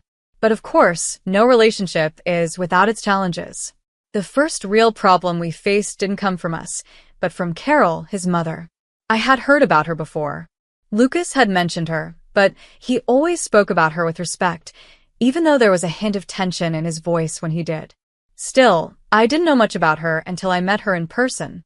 Carol Stone was a woman in her early 50s with a commanding presence. She had sharp features, always perfectly styled hair, and her demeanor could easily be described as cold. The moment I met her, I felt a strange chill run down my spine. It wasn't that she was rude, but something about her felt distant, almost judgmental. She didn't make me feel welcome, and that bothered me. "I'm glad you could finally meet my mother, Jennifer," Lucas said, trying to break the silence that had settled between us during our lunch together. But Carol barely looked at me when she replied, "Nice to meet you." Her tone was flat, and her eyes didn't meet mine for more than a few seconds. I could feel the discomfort in the air, but Lucas kept reassuring me. "Don't worry about her. She's just a little protective. I wanted to believe him, but I couldn't shake off the feeling that something was off with Carol. A few weeks after that awkward meeting, Lucas surprised me with an extravagant gift, a wedding dress. Not just any wedding dress, though. This one was worth $10,000, a luxurious gown that shimmered with every step. I was ecstatic when he gave it to me. It wasn't just the price tag that made me happy, it was the thoughtfulness behind it. He knew I had always dreamed of wearing the perfect dress on my wedding day, and he made it come true. The moment I saw the dress, I couldn't contain my excitement. "Oh my gosh, Lucas. This is amazing," I gasped, my hands trembling as I ran them over the delicate fabric. "I can't believe you did this for me." He smiled warmly. "You deserve it, Jennifer. I want everything about our wedding to be perfect for you." But little did I know, that dress would become a symbol of much more than just our love. As soon as Carol found out about the dress, I could sense the tension in the air. She didn't react like I thought she would. I expected her to be happy for us, but instead, her face turned stone cold when she heard how much Lucas had spent on it. "That dress is too much, Lucas," she said, her voice tight with restraint. "You don't need to spoil her with such extravagant things." I was stunned. Spoil me? I had never thought of the dress that way. It wasn't about spoiling me. It was about making me feel special, loved. But Carol didn't see it that way. Lucas, however, was unwavering. "I don't care, Mom. Jennifer deserves it. She's my fiancée, and I love her. This is my choice, and I'm standing by it." The more I saw Carol's disapproval, the more I began to feel a chill between us. I didn't want to cause any rifts, but there was an undeniable tension growing. I couldn't help but wonder, why did Carol seem so angry about a dress that was meant to make me happy? And then came the wedding day. I stepped into the venue in my $10,000 wedding dress, and all eyes were on me. The guests were in awe of how beautiful I looked, and I couldn't have felt more proud. I had Lucas by my side, and we were about to start our new life together. As people approached to congratulate me, I shared with them how thoughtful Lucas had been. "He gave me this beautiful dress," I said, beaming with happiness. The compliments were endless, and I couldn't help but feel like the luckiest woman alive. But then, just as everything seemed perfect, Carol came up to me, her expression unreadable. She gave me a tight hug, whispering in my ear, "Your time is over now." I froze for a moment, unsure of what she meant, but I didn't have time to process it. Suddenly, I felt a strange warmth at my back. The next thing I knew, my wedding dress was on fire. Everyone screamed, and I turned around to see Carol standing there, holding a cigarette lighter with a cold smile on her face. My heart raced as I realized what had just happened. I looked desperately toward Lucas, who was standing far away with his friends. When he saw what was happening, his eyes widened in horror, and he rushed toward me, pushing through the crowd. The flames quickly consumed the outer layer of my dress. Lucas reached me just in time and bravely started to put out the fire. The fabric was burned, and I felt the heat searing into my skin. I had some minor burns on my arms, but I didn't want to go to the hospital. "I'm fine, Lucas." "Really?" I said, trying to reassure him, but inside, I was in shock. What had just happened? How could Carol do something so horrible? The wedding was a blur after that. I changed into a regular dress, but the feeling of betrayal lingered. I knew something was wrong, but I couldn't fully understand it yet. That night, as Lucas and I returned home, I overheard a conversation between him and his mother. Carol was furious with Lucas, and her words chilled me to the bone. She didn't care about the dress catching fire. Instead, she was angry that he had put out the fire in the first place.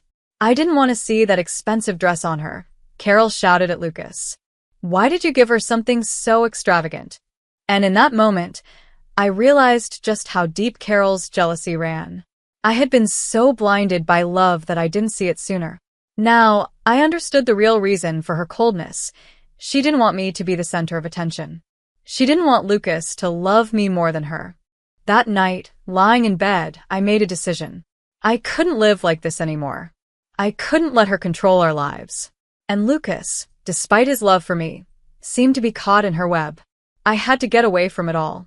And that's how my journey of revenge and self-empowerment began. But it wouldn't be easy. It was only just beginning. The days after the wedding were a blur. I was still trying to process what had happened. The flames, the dress, and Carol's cold words haunted me. I couldn't understand how someone who was supposed to be family could hurt me like that. But Lucas? He seemed so unfazed by it all. He brushed it off like it was nothing, and honestly, I didn't know how to feel about that. After the wedding incident, things between Lucas and me started to change. There was an unspoken tension hanging over us. We tried to go back to normal, but I couldn't shake the feeling that something was wrong. I had burns on my arms, but they were nothing compared to the emotional scars that Carol had left. Lucas tried to be supportive, but it felt like I was the one doing all the emotional labor in our relationship. I remember one evening, about a week after the wedding, when Lucas and I were sitting on the couch. I could tell he was uncomfortable, his eyes flicking nervously between me and his phone. Finally, he spoke up. "Jennifer, we need to talk about something." My heart skipped a beat. I could already guess what it was. "Carol, what's going on?" I asked, trying to keep my voice steady. "I've been thinking a lot about my mom. And the way she's been acting," Lucas said, looking down at his hands. "I know she's upset about the dress. And I just want you to understand, she's not used to sharing me with anyone. I think it's hard for her." I stared at him, feeling a knot tighten in my stomach. Was he seriously defending her behavior? Was he so blind that he couldn't see how toxic his mother was? "Lucas, it's not just about the dress," I said, my voice trembling. "It's about everything. The way she treated me. The way she made me feel worthless. That's not normal." He looked at me, his eyes softening. I know. And I'm sorry. I really am. But she's my mom. I can't just cut her off like that." "Why not?" I asked, frustrated. "She's been controlling you your whole life, and now she's trying to control our relationship. Why are you so scared of her?" Lucas flinched at my words. "I'm not scared, Jennifer. But she's been there for me my whole life. She's my family." I felt the tears welling up in my eyes. "And I'm supposed to just accept that? I'm supposed to accept her mistreatment of me because she's your family's?" He fell silent.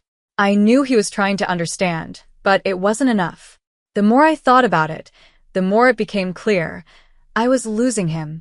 I was losing him to a woman who wasn't even willing to respect me as his partner. The next day, I overheard another conversation. This time, I wasn't trying to eavesdrop. It just happened. I was walking through the house when I heard Lucas and his mother talking in the living room. Carol's voice was sharp, her tone angry. "You really let her get to you, didn't you?" Carol spat. "You let her ruin everything. That dress, that wedding, she doesn't belong in our family. She's just a distraction." I froze. I couldn't believe what I was hearing. It was like a slap to the face. Carol was so jealous of me, so bitter, that she couldn't stand seeing me with her son. And Lucas? He didn't say a word. He didn't defend me. He didn't stand up for me. "Mom, please." Lucas's voice was strained. "Stop. I'm trying to make this work. I love Jennifer. And I love you. But you've always been my priority," Carol said coldly. "And if you really think she's the one for you, then why did you give her such an expensive dress? Why would you spoil her like that?" I felt a wave of anger rush through me, and I couldn't help it. I had to speak up. I walked into the living room, my face flushed with emotion. "Why do you care so much about a dress?" I demanded, my voice trembling with frustration. "Why does it bother you that Lucas loves me? Why do you want to ruin everything between us?" Carol turned to look at me, her expression a mixture of annoyance and disdain. "Because you're a distraction, Jennifer. A beautiful, expensive distraction. But you'll never be part of this family." "Not really." I couldn't believe my ears. How could she say that to me? How could she just dismiss me like I was nothing? "Lucas, we need to talk," I said, my voice shaking. "I can't keep living like this. I can't keep pretending that everything's okay when it's not." But Lucas just looked at me, his face torn. "Jennifer, Please, I'm trying. You don't understand. This is hard for me. I didn't want to hear it anymore. I couldn't stand it. I needed to get away from all of this. I needed to clear my head. I went to my parents' house that night, feeling like everything was falling apart. I sat in my childhood bedroom, staring at the ceiling, trying to make sense of it all. It wasn't just Carol anymore. It was Lucas, too. I was beginning to realize that I could never be happy with someone who couldn't stand up for me. I was starting to feel like a stranger in my own relationship. That's when I made up my mind. I couldn't live this way anymore. I had to get away from Carol, from Lucas, and from all the manipulation and control. I decided that I needed a divorce. But there was something more. Something I had to do for myself. I couldn't just walk away without confronting the truth about what Carol had done. I would fight back. I would take action. I couldn't let Carol get away with what she had done to me. It wasn't easy. The decision to divorce Lucas felt like a weight had been lifted, but at the same time, it was terrifying. I loved him, I truly did, but I had to face the truth. Carol wasn't just controlling. She was toxic. She had no respect for me, and no matter how much Lucas claimed to love me, he was always going to choose her over me. The way he couldn't stand up to her, the way he let her tear us apart, it was something I couldn't ignore any longer. I spent the next few days at my parents' house, trying to sort through everything. I felt like I was in a fog. I couldn't stop thinking about the wedding, about the fire, about Carol's cold, calculating words. I could still hear them in my mind, and every time I replayed the incident, my heart sank all over again. But then, as I lay in bed one night, an idea began to form. I had to get proof. I needed something solid to show Lucas, something undeniable, something that would force him to see who his mother really was. The next morning, I dug out my phone and started going through the footage from the wedding. I had recorded everything, thinking it would be a sweet memory for us to look back on. But now, I wasn't sure if I would ever want to look at those moments the same way again. As I skimmed through the video, my stomach turned. And then I saw it. Right at the moment when Carol hugged me, when she whispered those chilling words in my ear, I saw her hand move towards her pocket, pulling out a cigarette lighter. My breath caught in my throat. I hadn't seen it in the chaos of the moment, but there it was. Carol had intentionally set my dress on fire. That was all the proof I needed. I couldn't believe it at first. How could she do this? Why would she do this? But then, the more I thought about it, the more I understood. She wasn't just jealous of me. She was afraid of losing her grip on Lucas, and she was willing to do anything to keep him under her control, even if it meant ruining our lives. With the video as evidence, I knew I had to act fast. I couldn't let her get away with this. I called the police. I didn't want to escalate things, but at that point I had no choice. I wasn't going to let her get away with destroying the most important day of my life, with putting my safety at risk, and with manipulating Lucas for so long. The police took the matter seriously, and an investigation was launched. It didn't take long for them to gather enough evidence to arrest Carol. I was in shock when I got the call. Carol, the woman who had tried to destroy my happiness, was now facing multiple charges. I felt a strange mix of relief and anger. Relief because I knew she was finally going to face consequences for her actions, and anger because of everything she had done to me and Lucas. Lucas was furious when he found out about the arrest.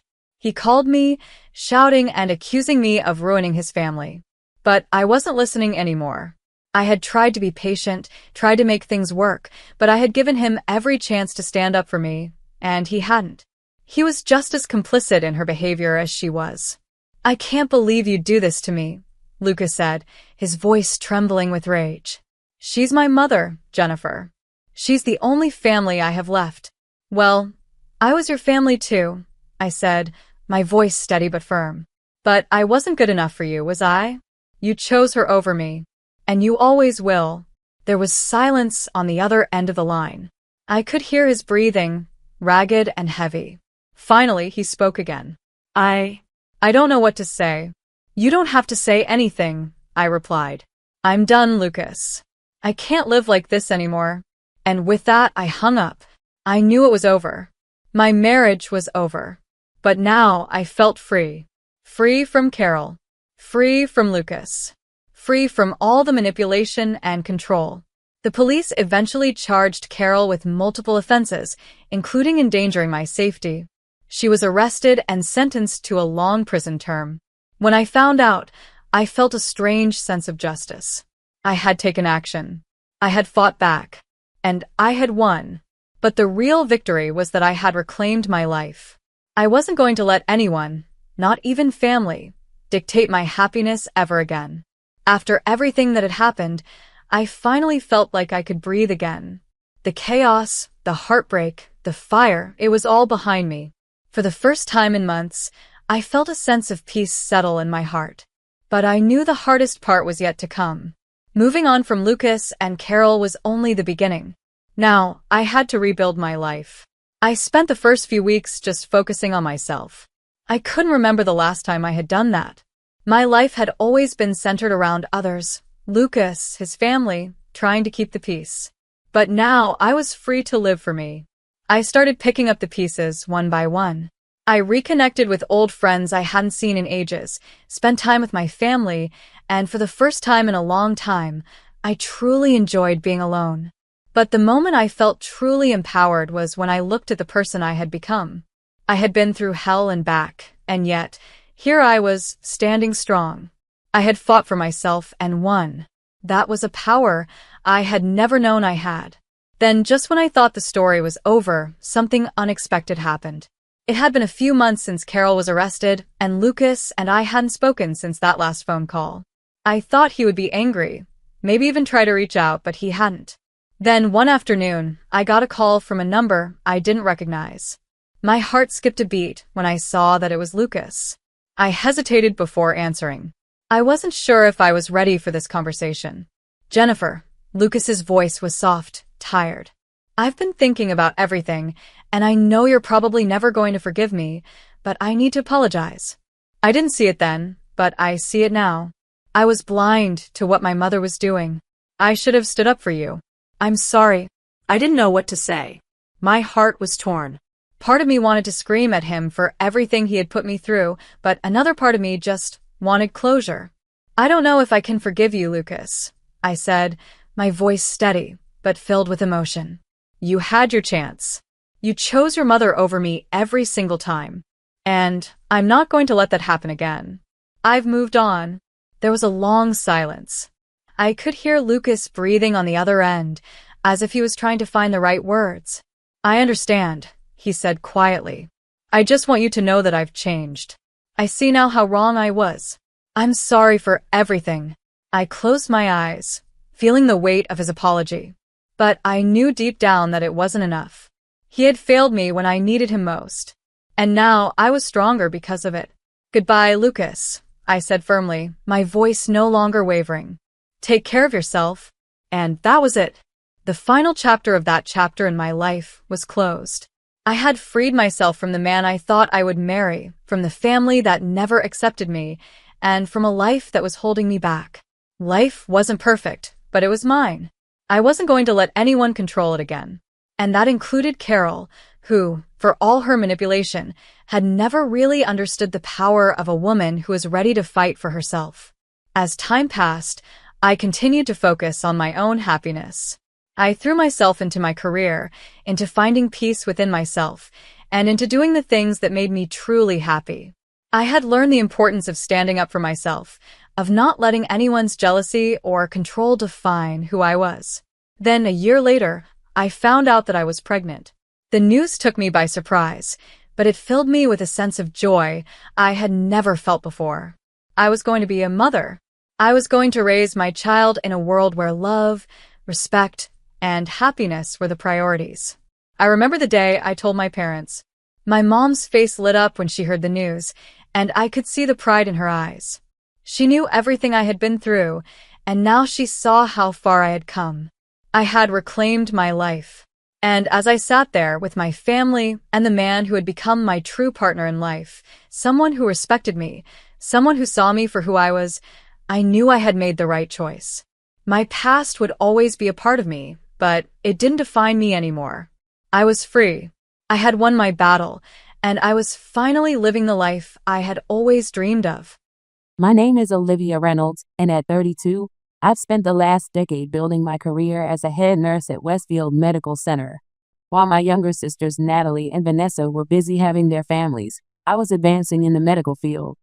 Don't get me wrong, I love my job, but sometimes I wonder if I missed out on something along the way. No husband, no kids, just me in my cramped office near the nurses' station with a view of the hospital parking lot. It was the end of a grueling 36-hour shift when my phone rang. Natalie's name flashed across the screen, and I answered while updating patient charts at the nurses' station. "Hey, Liv," Natalie's voice chirped through the speaker. At 26, my youngest sister had always been the bubbly one. "Got a minute?" "Sure, what's up?" I pushed aside a stack of patient files, my eyes burning with exhaustion as I reviewed medication orders. "You remember Mom's turning 60 in 2 months, right?" She paused for effect. "Well, we're planning something special, and we need everyone to chip in." That got my attention. "Okay, how much are we talking about?" When Natalie named the figure, I nearly choked on my lukewarm coffee. It was more than what I'd spent on my last vacation, which, come to think of it, was 3 years ago, and I was still paying off my student loans. "I know it's a lot," Natalie rushed to add, "but it's for Mom, you know." No, it's fine," I said, already pulling up my banking app, ignoring the concerned glance from my fellow nurse. "I'll transfer it right now." "Great. Oh, and one more thing, make sure you take a week off work for the celebration. Don't plan anything else for that time, okay?" The next few weeks flew by in a blur of night shifts and emergency cases. I'd occasionally wonder what my sisters were planning with all that money, but whenever I asked, they brushed me off with vague responses. Eventually, the constant stream of patients took over and Mom's birthday slipped to the back of my mind. Then came the Saturday brunch. We all gathered at the trendy downtown restaurant. My mother Diana and my father Howard, my sisters, my Aunt Patricia and her kids, Brandon and Tiffany. The familiar chaos of our family gathering surrounded us.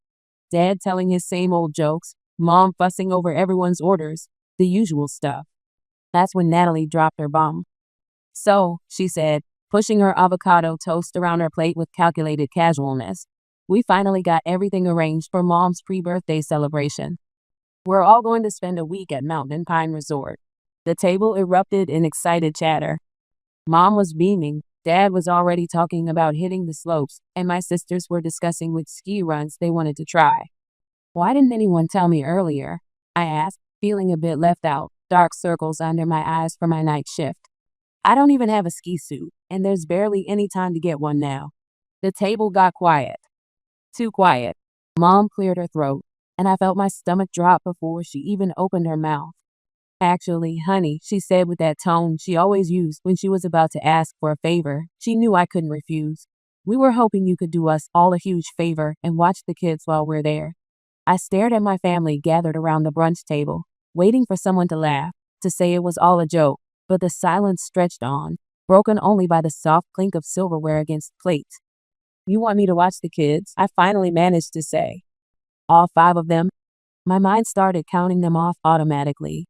Vanessa's toddler Jason, Natalie's baby girl Lucy, Brandon's twins Tom and Anna, and Tiffany's son Pete. 5 kids under the age of 7.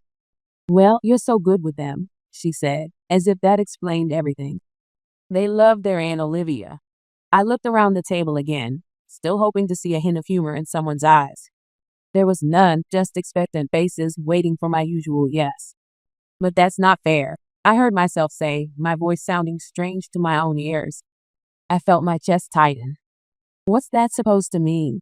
Natalie jumped in, her voice carrying that condescending tone she perfected over the years.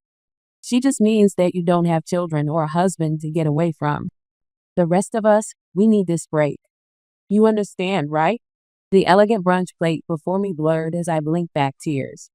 I wouldn't give them the satisfaction of seeing me cry. Instead, I quietly pushed back my chair and stood up, my scrubs from the night shift suddenly feeling like a badge of alienation among their stylish weekend attire. "Olivia?" Mom's voice held a note of concern, but not enough to actually stop me. Without a word, I grabbed my medical tote from under the table and headed for the door. Nobody moved to stop me. Nobody called out. The only sound that followed me was Mom's voice drifting from the dining area. Don't worry, she's just a little offended, but she'll come around. She always does.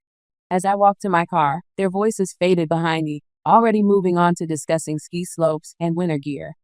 The morning air felt cool against my flushed face, helping to clear my head. 10 years of putting everyone else first, of being the responsible one, the reliable one, of saving actual lives at the hospital, and this is what I got in return. The worst part wasn't even the babysitting request. It was the casualness with which they'd assumed I'd agree. The way they planned this whole thing without me, using my money, my time, my precious vacation days without even asking, as if I was just a resource to be used, not a member of the family to be included. I spent half the morning pacing around my apartment, replaying every family gathering, every holiday, every moment when I dropped everything to help someone else. The memories came flooding back, each one taking on a new, darker meaning in light of today's events. There I was at 16, making dinner while Mom helped Vanessa with her homework. Me at 18, turning down a spring break trip with friends to watch Natalie while our parents took a weekend getaway. At 21, working 2 jobs during nursing school to help pay for Vanessa's prom dress. The images kept coming, year after year, sacrifice after sacrifice. Olivia, can you watch Jason for a few hours?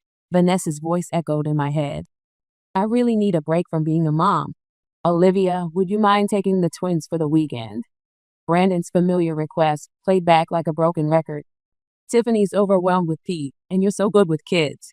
I'd always said yes. Always. Even when I had night shifts the next day. Even when I was exhausted from a 36-hour rotation at the hospital. I'd taken pride in being the reliable one, the responsible sister, the perfect daughter. I collapsed onto my couch, the fabric rough against my skin. The photo albums on my coffee table caught my eye. Family vacations, where I was always the one behind the camera. Holiday gatherings, where I was always checking temperatures and bandaging scraped knees while everyone else laughed in the living room. When was the last time someone had asked me what I wanted? It's not like you need a break from family life. Natalie's words kept echoing in my head, as if my life-saving patients, my career in medicine, my choices were somehow less valid because I wasn't married with children, as if all my sacrifices meant nothing because they didn't fit their definition of what mattered. Sleep didn't come easily that morning after my shift. I tossed and turned, remembering how I'd worked through nursing school on a scholarship, determined not to burden my parents financially. How I'd started my career immediately after graduation, helping to put both my sisters through school. All those night shifts at the hospital, advancing in the medical field, sending chunks of my salary home to help with family expenses. By afternoon, I'd made up my mind. I wasn't a confrontational person, never had been. There had to be a way to resolve this peacefully, to make them understand without causing a family rift. So I did what I'd always done when there was a problem. I tried to find a medical solution. I waited until a reasonable hour on Sunday evening before picking up my phone. Mom answered on the third ring. Hi, Mom, I said, keeping my voice steady. I've been thinking about the resort trip. Actually, I have a solution. I'll arrange for Melissa from pediatrics to babysit all 5 kids. She's an incredible pediatric nurse with years of experience. That way everyone can enjoy the celebration together. The silence on the other end of the line stretched for a moment too long. That won't work, Olivia, she finally said in a tight voice. We can't trust some hospital colleague with the children. They're used to you. Mom, I want to celebrate together with the rest of the family, I tried to explain. I want to be there for your birthday. Melissa is wonderful with children, even better qualified than I am. The kids would love her. You know, you're not exactly a social person. She cut me off, her voice sharp. You'd probably be uncomfortable with all the noise and activity anyway. The children will keep you busy, and you enjoy spending time with them. It's perfect for everyone. The click of the call ending echoed in my ear before I could respond. I sat there, phone still pressed to my ear, as my mother's words sank in. She hadn't even bothered to say goodbye. I was still staring at my phone, processing my mother's abrupt hang-up, when it buzzed again. Natalie's name flashed across the screen. How dare you? She hissed before I could even say hello. Mom just told me about your little suggestion about hiring your nurse friend as a babysitter. Are you trying to ruin everything? I sat up straighter, my sister's hostile tone catching me off guard. Ruin everything. I'm trying to find a solution that works for everyone. We already have a solution. Natalie's voice rose. Everything's planned, Olivia. Everything. And now you're being completely selfish, trying to change all our arrangements at the last minute.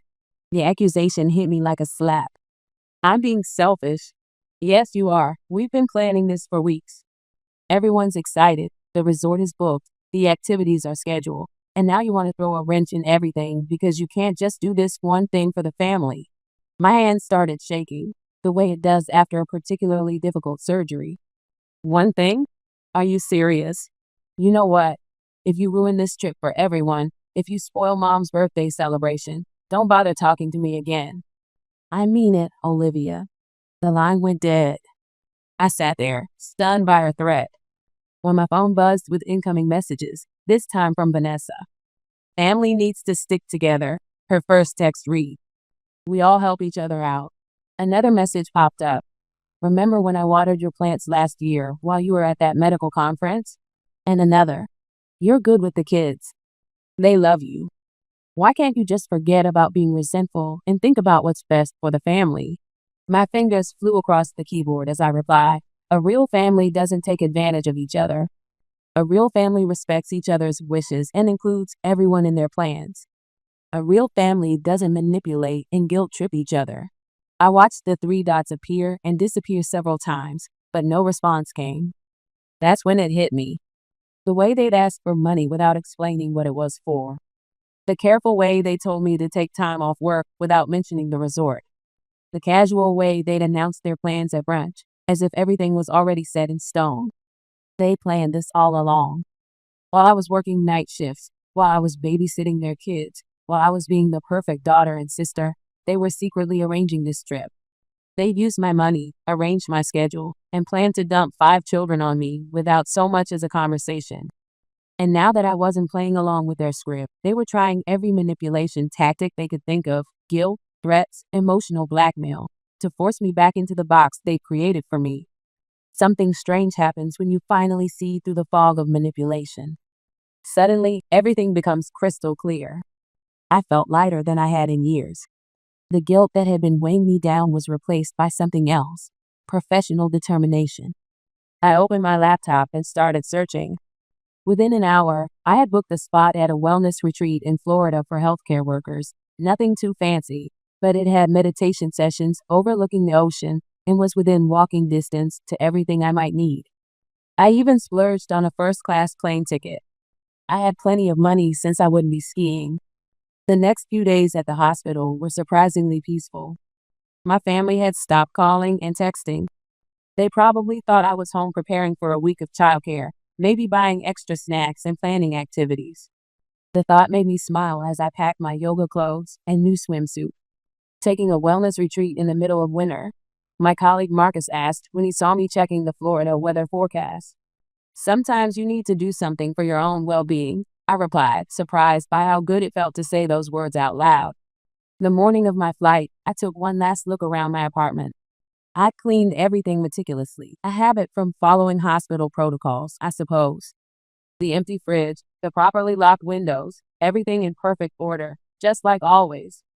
Except this time, I wouldn't be here to answer any desperate phone calls for babysitting or medical advice. As the plane took off, I switched off my phone and tucked it into my bag. No patient charts, no family WhatsApp drama, no emergency calls. Just me, the wellness retreat, and a whole week of healing. The Florida air hit me like a warm embrace when I stepped out of the airport. Palm trees swayed in the breeze, and I could smell the salt from the ocean even from here. My retreat room was even better than the website showed.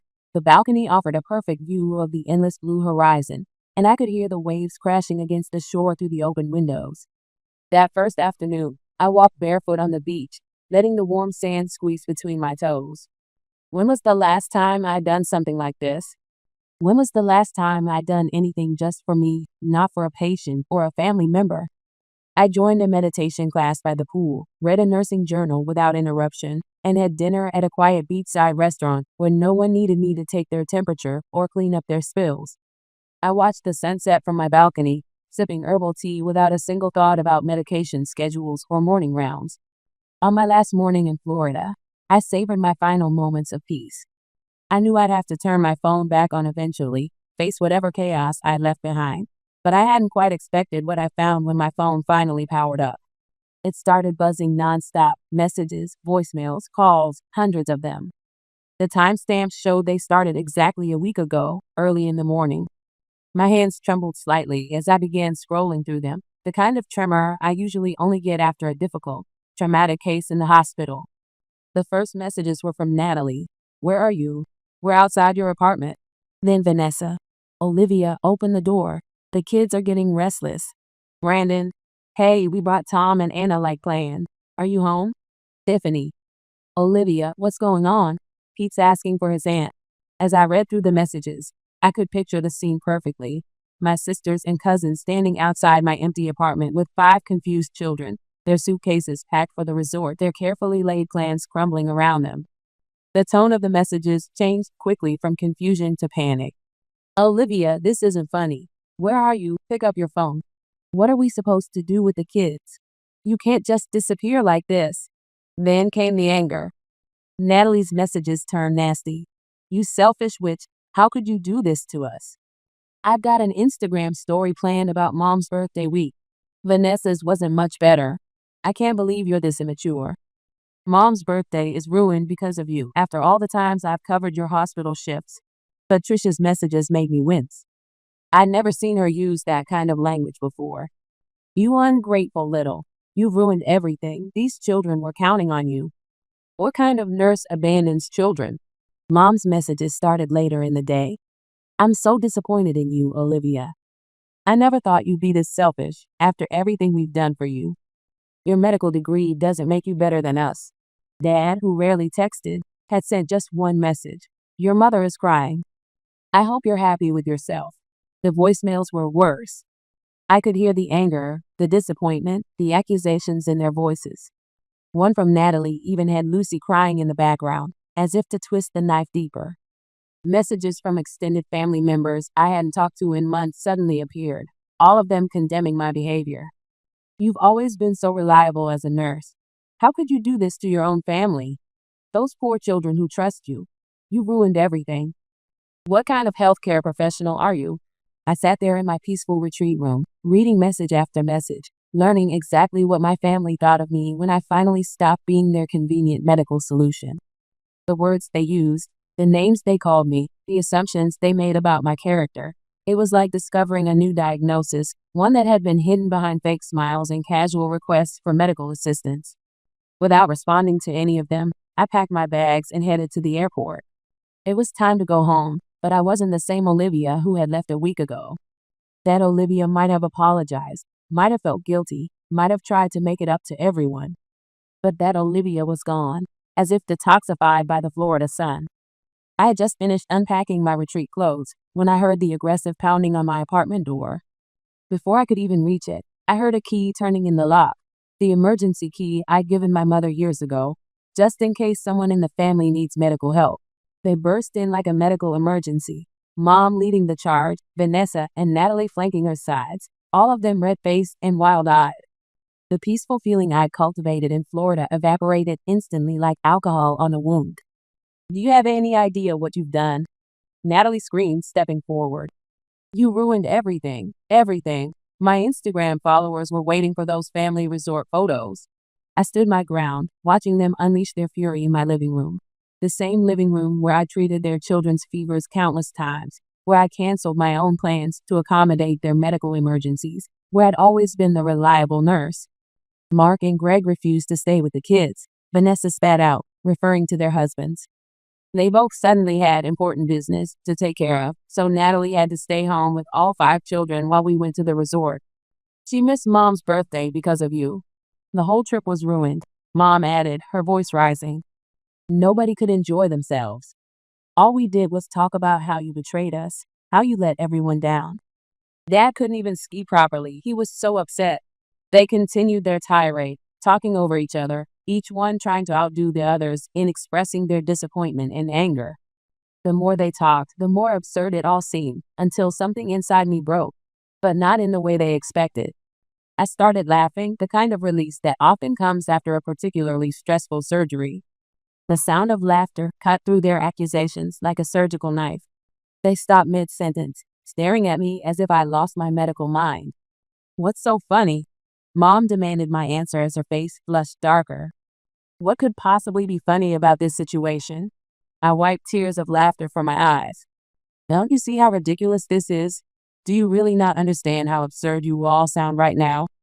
As a nurse, I deal with actual life and death situations every day. Absurd? Vanessa sputtered. What's absurd about you? You secretly planned this entire trip. I interrupted, my laughter fading, but my voice steady like when I'm explaining a difficult diagnosis. You decided without asking me that I would watch your children. You took my money, told me to take time off work, and then just assumed I would fall in line with your plans. And now that everything fell apart because of your assumptions, you're here calling me the villain? But you've always helped before, Mom said, her voice smaller now, confused. And that's exactly the problem, I cut in. Because I always helped, you started taking advantage of me. You stopped seeing me as a daughter or a sister and started seeing me as free medical childcare. You stopped considering my feelings, my plans, my career. That's not true, Natalie protested, but her voice lacked conviction. Really? I raised an eyebrow, the way I do when questioning a doubtful diagnosis. Then why didn't you include me in the planning? Why didn't you ask me if I wanted to go to the resort? Why did you just assume I'd be happy to stay behind with 5 children while everyone else celebrated? I watched their faces, hoping to see some realization, some understanding of how they treated me. Instead, I saw their expressions harden like patients refusing treatment. You're being selfish, Mom said, her voice cold. You've ruined my birthday. You've hurt your sisters. You've disappointed the children. This isn't how I raised you. Your medical training was supposed to make you more caring, not less. I felt the last thread of hope snap. No, Mom. You're the ones being selfish. This whole situation is your fault, not mine. And my medical training taught me that sometimes you have to make difficult decisions for the health of everyone involved. Mom drew herself up to her full height, her face like stone. If that's how you feel, then perhaps I don't have a daughter named Olivia anymore. All those years of supporting your medical education are wasted. If that's what you think, Mom, I said quietly, with the calm that comes after making a correct diagnosis, then so be it. It's been 6 weeks since that final confrontation in my apartment. 6 weeks of silence, broken only by the occasional notification when one of my family members makes another thinly veiled post on social media. Some healthcare professionals only think about themselves, Mom wrote last week, followed by a dozen sympathetic comments from relatives and family friends who only know her version of the story. Family should always come first, Natalie posted yesterday with a filtered photo of her daughter. So blessed to have people in my life who understand what that really means. #family first, #mom life. Vanessa's latest was a long paragraph about toxic people who destroy family bonds with their selfishness and hide behind their careers. She didn't tag me, of course, but everyone knew who she was talking about. A few months ago, these posts would have devastated me. I would have spent hours crafting responses in my head, losing sleep over their words, wondering if maybe they were right, the way I second-guessed difficult diagnoses. But now, I just scroll past them, sometimes with a small smile at how predictable they've become, like the stages of grief. I've changed my routine. Instead of spending my weekends on standby for emergency childcare and medical advice calls, I've joined a medical professional support group. The first meeting felt strange, sitting in a community center on a Saturday morning, knowing my phone wouldn't ring with a desperate plea from one of my sisters about a fever or rash.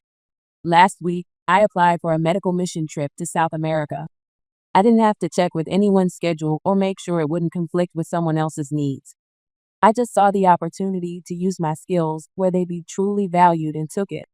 Sometimes, in quiet moments between patients, I think about my nieces and nephews. I miss them, but not the way they were used as weapons against me. I hope that someday, when they're older, they'll understand. Maybe they'll even recognize the same patterns in their own lives and choose differently. I still have the emergency key Mom used that last day. I should probably mail it back, but something stops me each time I think about it. Maybe part of me hopes that one day they'll understand, that they'll see how their actions and expectations were unfair, how they took advantage of my medical knowledge and care for them, that they'll realize family doesn't mean sacrificing your professional integrity to meet everyone else's demands. But I'm not waiting for that day anymore. I'm not putting my career on hold hoping for their approval or understanding. For the first time in my life, I'm prioritizing my well-being like I advise my patients to do, and it feels therapeutically right. Yesterday, I deleted my family's WhatsApp group from my phone. I didn't make an announcement about it or try to explain myself. I just quietly removed myself from one more obligation, one more source of stress, like removing a bandage that's no longer needed. Some might call this selfishness. My family certainly does. But I've learned that there's a difference between being selfish and practicing self-care. Sometimes the healthiest thing you can do is step away from people who can't see your worth beyond what medical advice you can provide for them. My name is Elena, and I never imagined my life would turn out like this. I grew up in a pretty normal family. Well, at least it was normal for us. My dad was always busy with his sustainable building materials business, and my mom took care of the house. We weren't rich, but we were comfortable. Dad rarely talked about work at home. He'd come in late, give Mom a quick kiss, and ask me how school was. That was about it. I didn't mind though. I was happy in my own little world, helping at his office during summers and dreaming of making a difference someday. I remember the day everything changed. I was 27, fresh out of law school with a business law degree, still trying to figure out where to focus my career. I was looking for some old photos in Dad's study when I stumbled upon legal documents marked confidential. My heart pounded as I scanned the pages. Dad's company was facing a hostile takeover. The knot in my stomach tightened as I read further, recognizing the predatory acquisition tactics from my corporate law classes. Why hadn't he said anything?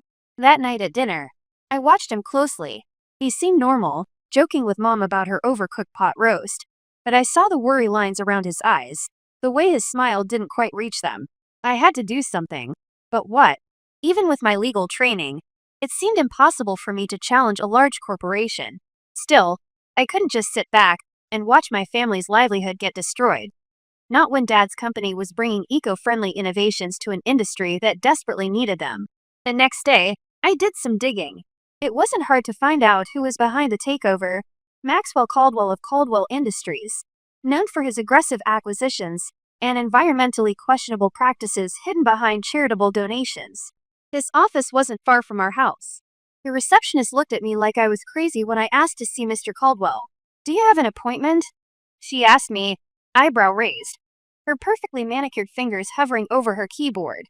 "No, but it's important, please. Just 5 minutes," I insisted, my voice steadier than I felt. She must have heard something in my tone because, after a phone call, she waved me towards the elevator. "Top floor," she said with a hint of pity in her eyes. The ride up felt like it took forever, my reflection in the mirrored walls showing a woman more determined than I felt inside.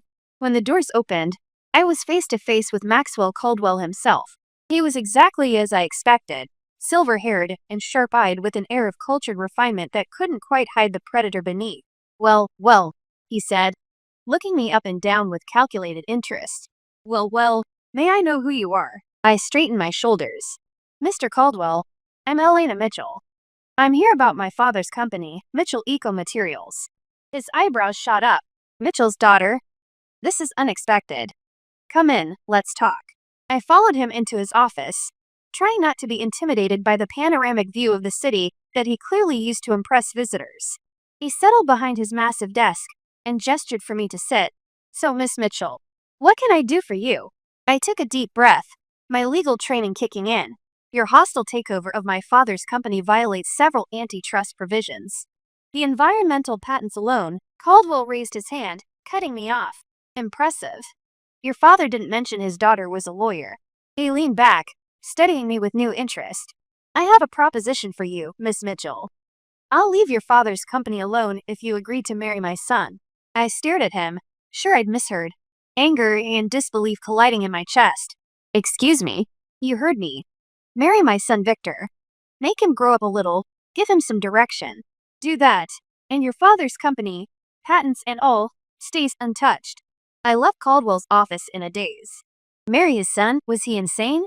But the more I thought about it, the more I realized I didn't have much choice. My legal knowledge couldn't save us. Caldwell had too much influence. It was either this or watch my dad's life's work crumble. The next day, I found myself back in that intimidating office. Caldwell was waiting for me with a smug smile on his face. "So, Miss Mitchell, have you made your decision?" I took a deep breath. "Yes, I'll marry your son." Caldwell clapped his hands together. "Excellent. Let me introduce him to you, shall we?" Before I knew it, I was being ushered into another room, and there was Caldwell's son. I'd expected some stuffy businessman type, but the man who stood up to greet me was anything but. He was tall with carefully tousled dark hair and a practiced smile. "Hello," he said, extending his hand. "I'm Victor. You must be Elena." I shook his hand, trying not to show my surprise. "Yes, that's me." Victor's father cleared his throat. "I'll leave you two to get acquainted." As soon as the door closed behind him, Victor's polished demeanor shifted. He ran a hand through his hair, looking uncomfortable. "Look, I'm sorry about this. My dad got some pretty outdated ideas." I shrugged, trying to seem professional. "It's fine. We're both adults, right? We can handle this." Victor laughed, but it sounded hollow. "Yeah, sure. Just a casual arranged marriage. No big deal." We spent the next hour talking, and I hate to admit it, but Victor was kind of interesting. Behind his polished exterior was someone intelligent and occasionally insightful, even if he did seem troubled by the need for approval. Over the next few weeks, Victor and I started dating, if you could call it that. We went to high-profile restaurants, cultural events, the usual stuff meant to be photographed. But there was always this undercurrent of performance. We both knew this wasn't real, no matter how much we pretended. And so, 6 months after that fateful meeting in Caldwell's office, I found myself walking down the aisle. My dad looked so proud and happy. He had no idea of the deal I'd made to save his company. As I said my vows, I looked into Victor's eyes. There was no love there, not really, but there was mutual understanding. And maybe that could be enough. The reception was a blur of congratulations and champagne. Victor's mother, Catherine, called me into a corner of the wedding venue with a tight smile. "Welcome to the family, dear," she said, her voice dripping with practiced charm. "I do hope you'll help Victor find his future." I plastered on my best fake smile. "I'll certainly try, Mrs. Caldwell." As we left for our honeymoon, I caught a glimpse of my father-in-law. He was beaming, clearly pleased with himself as he shook hands with investors. I felt a flash of anger. This was all just another business acquisition to him. The first few years of our marriage were interesting, to say the least. Victor and I settled into a routine of sorts. We lived in a sleek downtown penthouse, courtesy of his father's wealth, but it felt more like we were business partners than husband and wife. I tried my best to be a stabilizing influence on Victor. Slowly but surely, I saw changes in him. He started posting less on social media about his luxury vacations, and more about business innovations and company initiatives. He spent fewer evenings with his superficial socialite friends, and more time developing real projects at Caldwell Industries. I could see the calculating approval in his father's eyes when Victor began showing genuine aptitude for strategic planning. The tension in my chest eased slightly. Maybe this arrangement wasn't entirely for nothing. Catherine, Victor's mother, was a different story. She never outright criticized me, but I could feel her judgment radiating off her in waves. The way she'd assess my outfit with a quick glance, or the subtle backhanded compliments she'd deliver with practiced precision. "Oh, Elena, that presentation style is quite accessible. How refreshing to see someone so unaffected by formality," she'd say during charity committee meetings. I'd grit my teeth and meet her gaze directly. "Thank you, Catherine. I find authenticity more compelling than pretense." Despite the underlying tensions, I held on to a pragmatic hope. Maybe Victor and I could build something genuine from this artificial beginning. Maybe when we had children, these walls between us would soften. But life had other plans. It was a crisp fall day when we got the news. Victor and I sat in the fertility specialist's office, the silence between us charged with unspoken fears. "I'm sorry," the doctor said, her voice professional yet gentle, "but the tests show that you, Mr. Caldwell, have a condition that makes biological fatherhood extremely unlikely." The words hit me with unexpected force. We can't have kids. The one bridge I'd been counting on to connect our separate lives was now gone. That night, as I lay awake listening to Victor's restless movements in the guest bedroom he'd been using for months, I thought about my own parents. Dad's eco-materials business had flourished since my marriage to Victor. The partnership with Caldwell Industries had opened markets previously closed to him. I was genuinely happy for him, but couldn't ignore the hollow feeling expanding inside me. I needed purpose beyond the role of Victor's presentable wife. When I brought up returning to my law practice, Victor's response was swift and dismissive. Work? As a lawyer? Why would you need that? We have more than enough money. I felt my jaw tighten with frustration. It's not about money, Victor. I have a law degree. I want to use my skills for something meaningful. He glanced up from his phone, genuinely perplexed. In our circle, wives manage charitable foundations. Why don't you start something that looks good for both our families? And so, the Elena Caldwell Foundation for Children's Medical Innovation was born. It wasn't the legal career I'd trained for, but I discovered a talent for organization and advocacy that gave me genuine satisfaction. I threw myself into the work, developing fundraising strategies, partnering with research hospitals, creating programs that actually help families navigate medical crises. Victor barely noticed my growing success in the nonprofit world. In fact, he barely noticed anything about my life these days. We were inhabiting the same expensive housing but living in completely different emotional universes. 8 years have passed, and everything has changed again. Maxwell Caldwell died suddenly of a heart attack during a board meeting. Just like that, Victor was thrust into the role of CO. I tried to be supportive, drawing on my legal knowledge to help him navigate the transition, but I could see him buckling under the expectations he'd spent a lifetime trying to meet. 2 years after that, we got more bad news. Catherine had advanced ovarian cancer. We should move her to a private medical facility, Victor said, his voice detached as he scrolled through his emails. They can provide better care. But Catherine refused, her artistic sensibilities rebelling against the sterile environment. I will die surrounded by my collected treasures, not institutional beige, she declared, her chin lifted with the same defiance I sometimes glimpsed in her son. And so, drawing on my years of experience with the medical foundation, I took charge of her care. I assembled a team of specialists, coordinated experimental treatments, and found myself spending hours in the modernist mansion I'd always found intimidating. To my surprise, Catherine's attitude towards me began to soften as her body weakened. One evening, as I was arranging her art books on the bedside table, she caught my hand with surprising strength. "You're a remarkable woman, Elena," she said softly, her eyes clearer than they had been in weeks. "I was wrong about you. I'm sorry I didn't see your worth sooner." I felt unexpected tears prick my eyes. "Thank you, Catherine." 5 years passed since Victor took over his father's company. I wish I could say things improved, but the truth was far from it. Victor's behavior became increasingly erratic.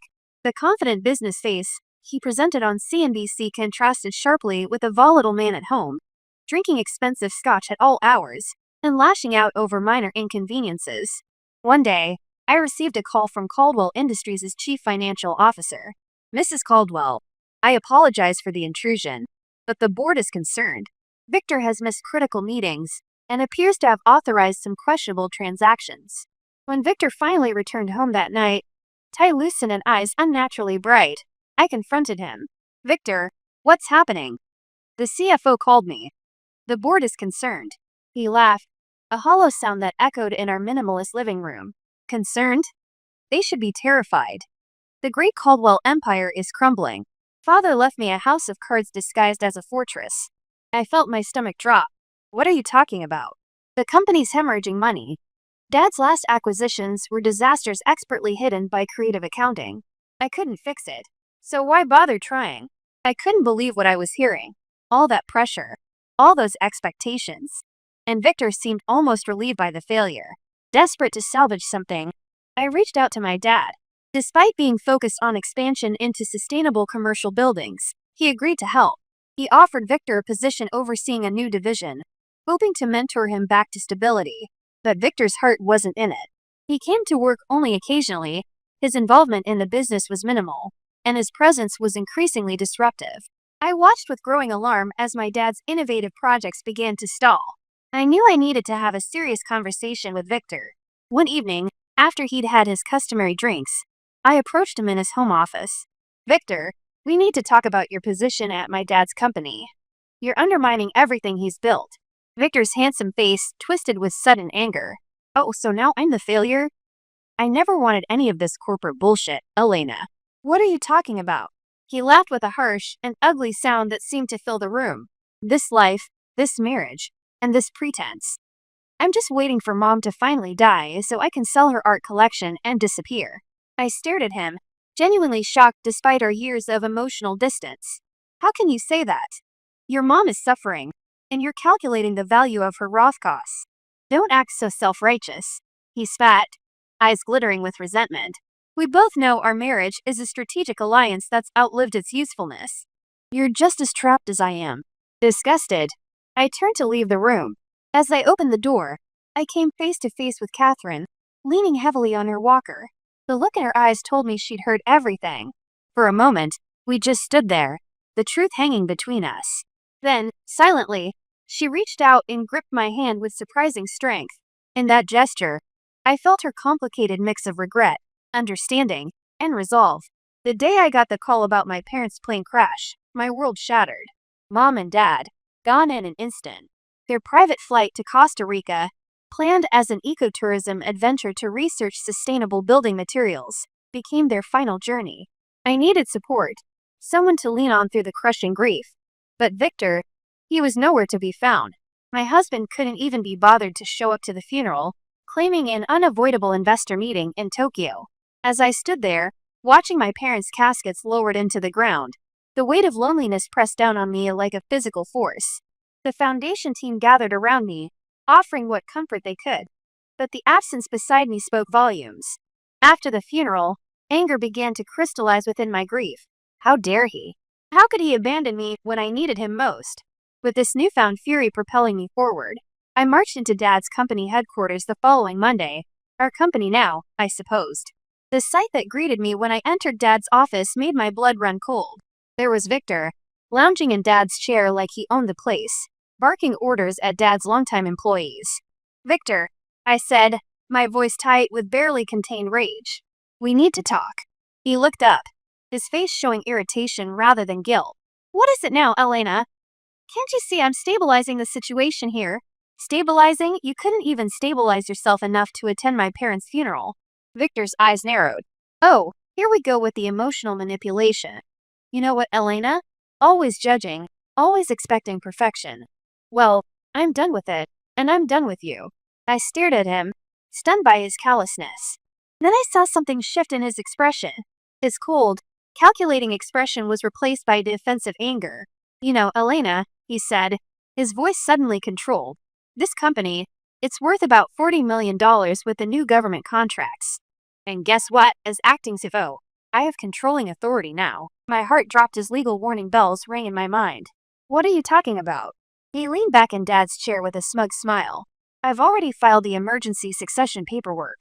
I have executive access to all the systems and accounts. I'm in charge now, and you can do nothing about it. You can't do this, I said, my voice shaking with rage rather than fear. You've already run your dad's company into the ground. I won't let you destroy my dad's legacy. Victor laughed with a cold, empty sound. Oh, I'm not going to run it. I'm going to strip the patents, sell the assets, and then merge what's left with a Caldwell subsidiary. Your dad's precious eco-innovation will make excellent greenwashing material. Before I could stop him, he turned to the computer. I watched in disbelief as he authorized a transfer from the company's main account to a holding company I didn't recognize. There, he said, turning back to me with clinical detachment, that should secure the intellectual property transfers. Then, as if this whole situation was merely a business formality, he reached into his briefcase and pulled out a stack of papers. He tossed them onto the desk between us. Oh, and here, divorce papers. I think it's time we ended this arrangement, don't you? I stared at the papers, my mind racing through everything I knew about corporate law and emergency injunctions. This couldn't be happening.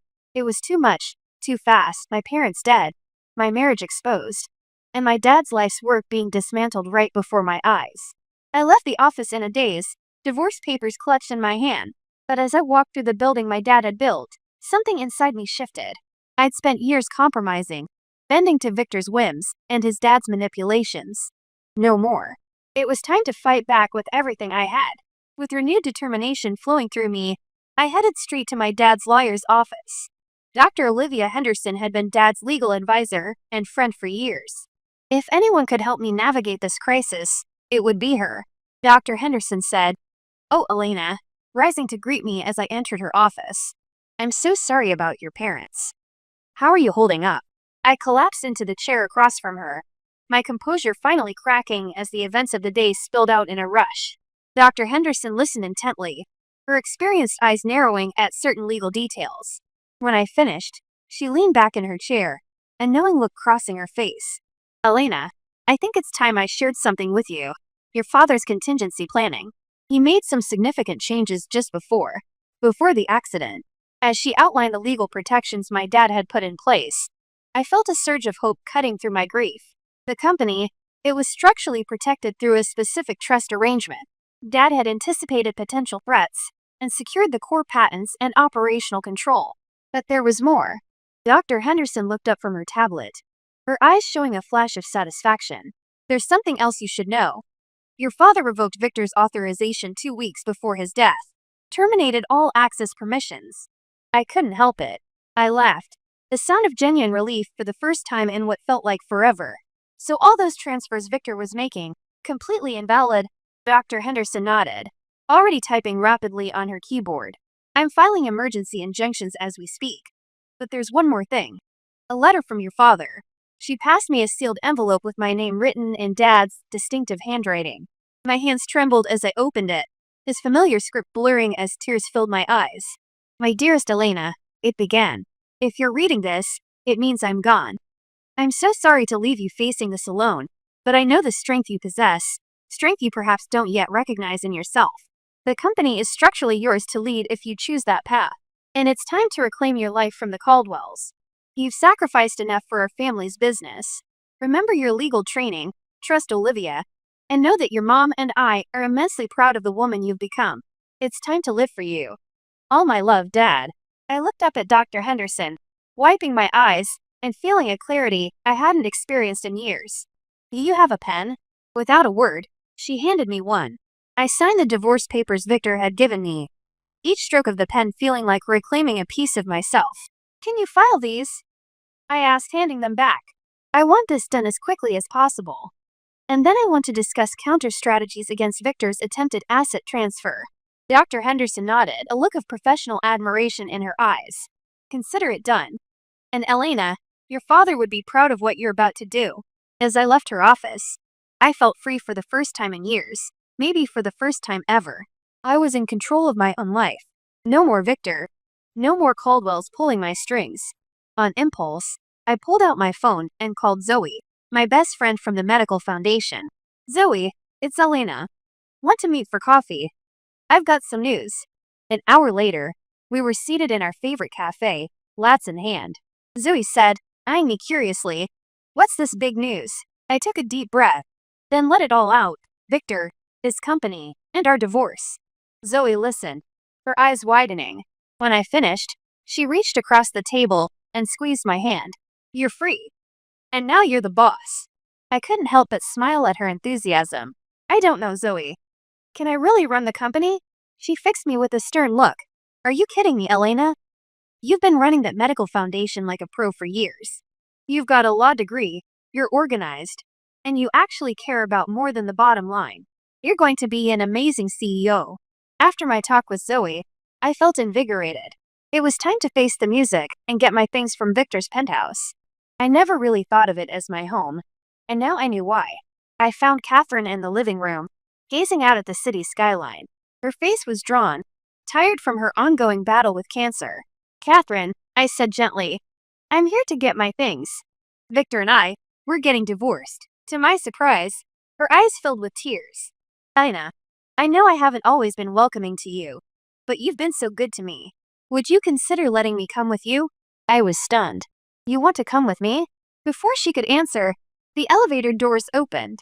Victor stormed in, his face contorted with rage.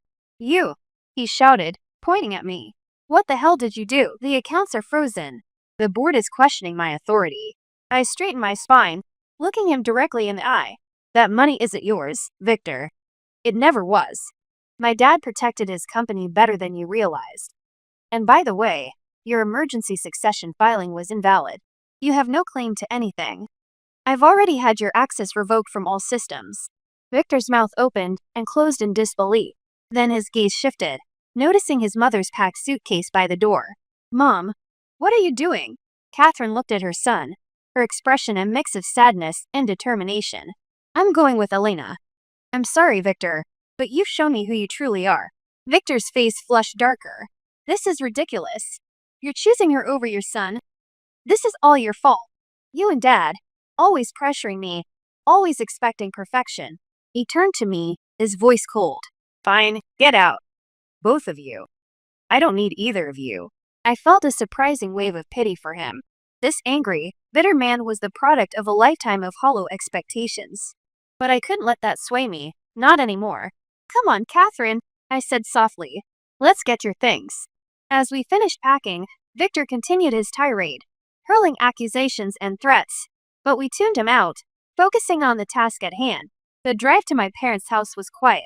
Catherine dozed in the passenger seat, the emotional exhaustion of the day evident in her pale face. As we pulled up to the house, a lump formed in my throat. It felt strange coming here without Mom and Dad, the absence of their presence hanging in the air. We're here, I said softly, gently touching Catherine's shoulder. I helped her inside, leading her to my parents' master bedroom with its views of the garden Mom had left. It felt right somehow to give her this space. Are you sure? Catherine asked, her eyes taking in the personal touches that still remained. I nodded, swallowing past the tightness in my throat. Yes, I think they would have wanted it this way. As I helped Catherine settle in, I felt a whirlwind of emotions crashing through me. Raw grief for my parents, relief at breaking free from Victor's control, and anxiety about the challenges ahead.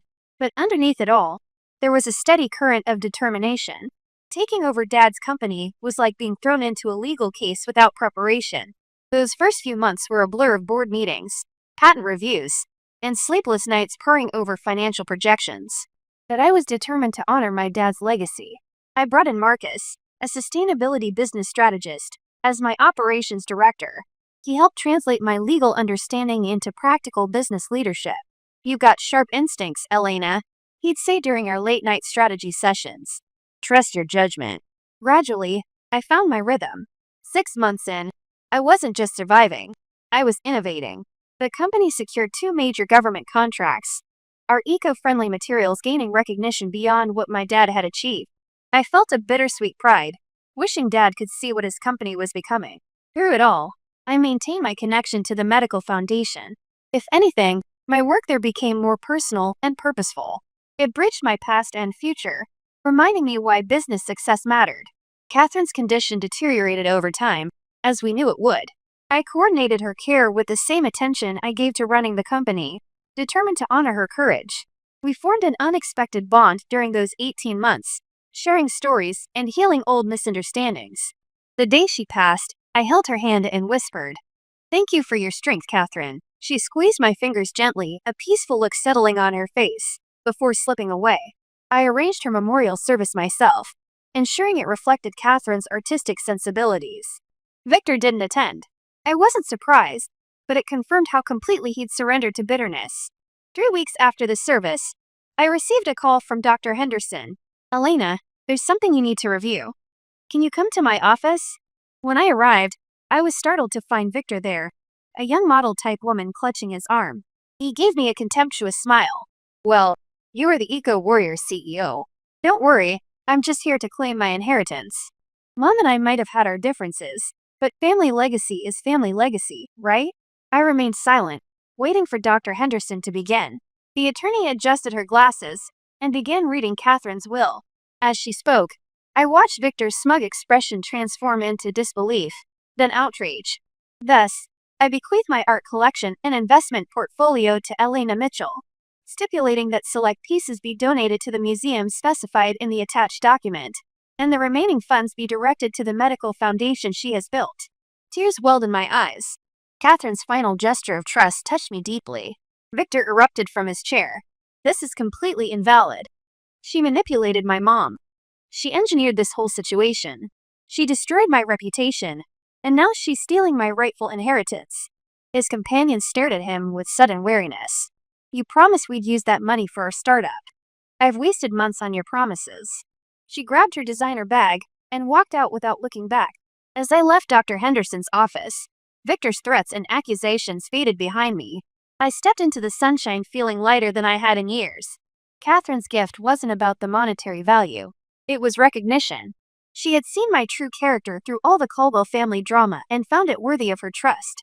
Sometimes, I wonder if everything would have been different if my dad hadn't died that spring morning. I was only 6, but I remember it like it was yesterday. Dad wasn't making pancakes. He was conducting our Sunday science experiment, his specialty. He always turned our kitchen into a miniature laboratory, explaining complex physics principles with childlike wonder in his eyes. "Ellie, my little scientist, come help your old man measure these compounds," Dad called out, waving a glass stirring rod like a conductor's baton. His eyes sparkled with enthusiasm behind his wire-rimmed glasses, his MIT sweatshirt speckled with years of scientific exploration. I jumped off the couch, abandoning my favorite stuffed bunny, a gift from Dad when I'd first shown interest in the stars, and raced to the kitchen, my 6-year-old heart pounding with excitement. That's when it happened. The stirring rod shattered against the floor, and Dad clutched his chest, his face contorting in agony. I stood frozen, watching the brilliant mind that had taught me to question everything struggle for breath.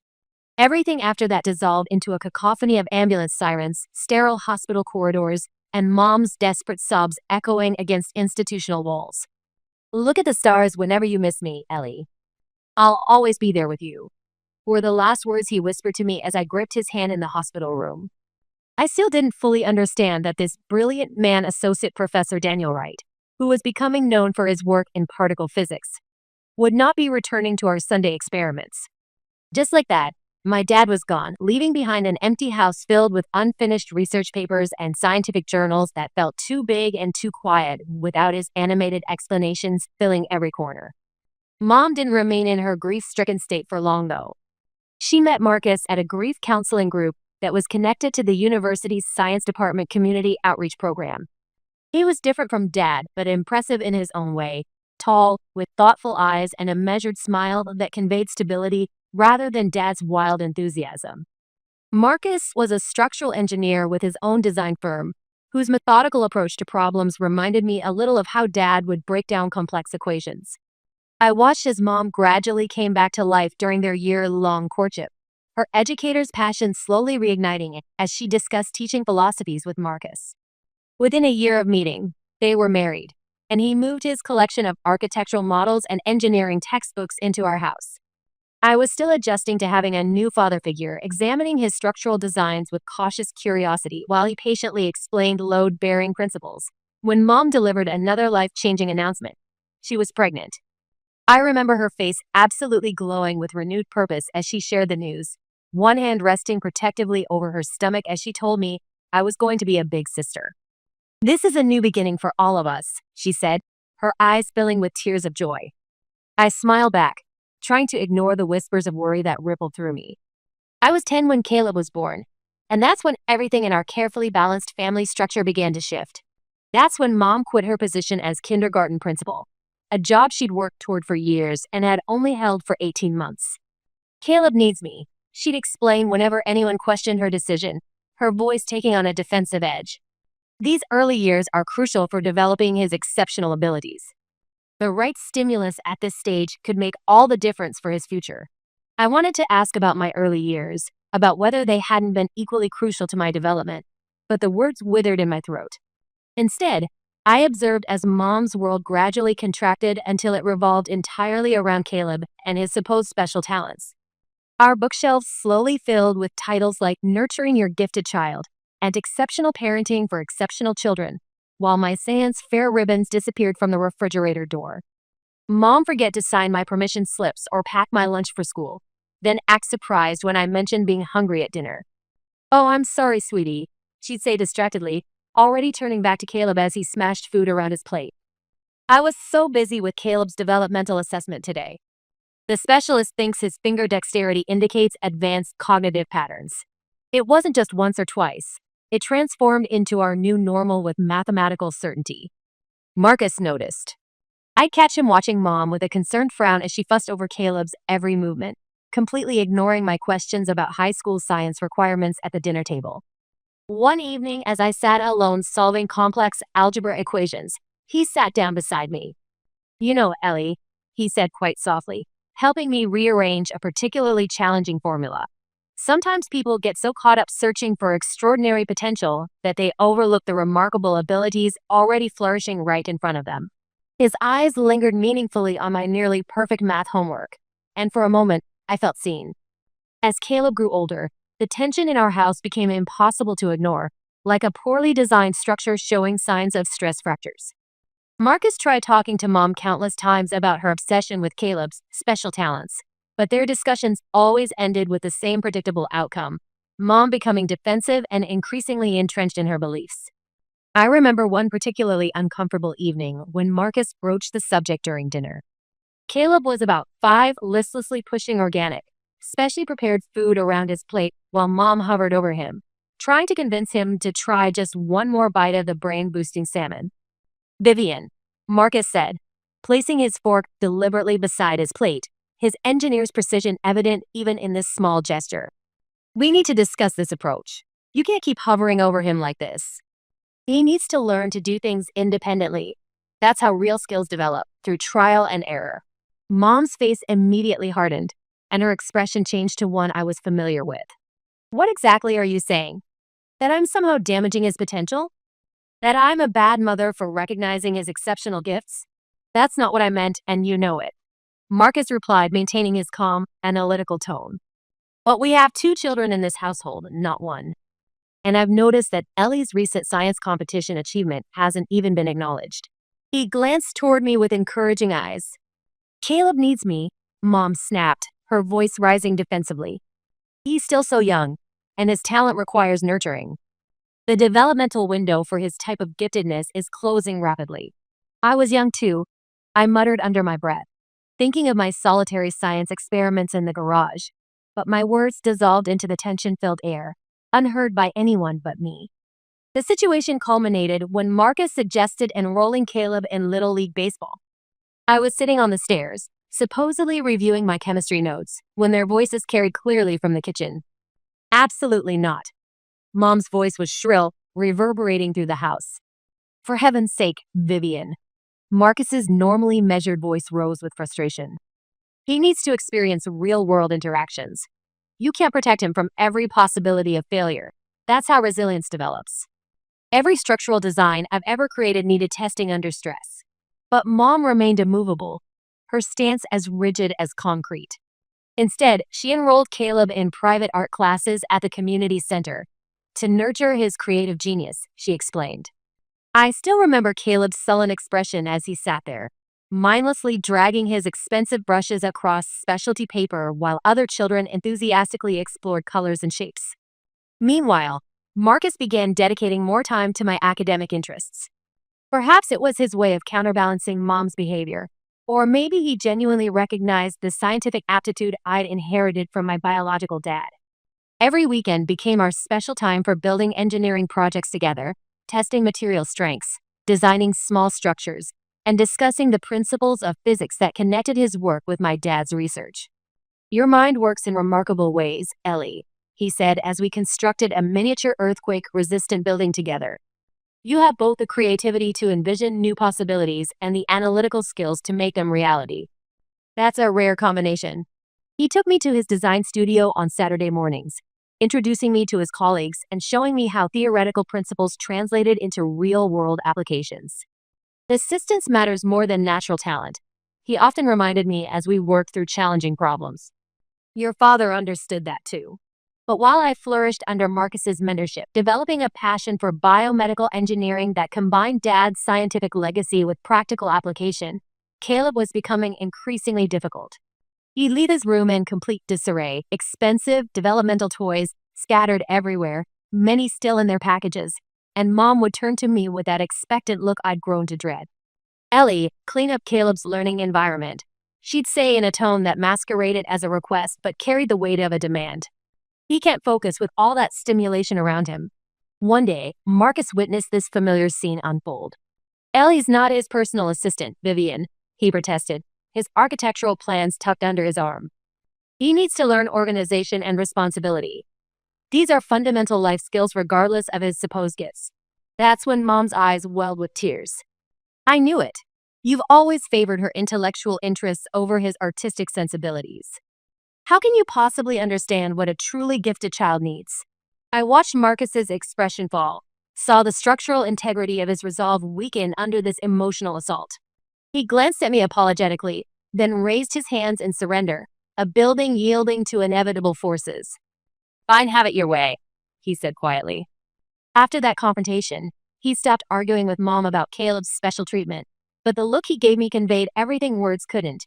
He hadn't abandoned me, even if he'd given up challenging Mom's parenting philosophy.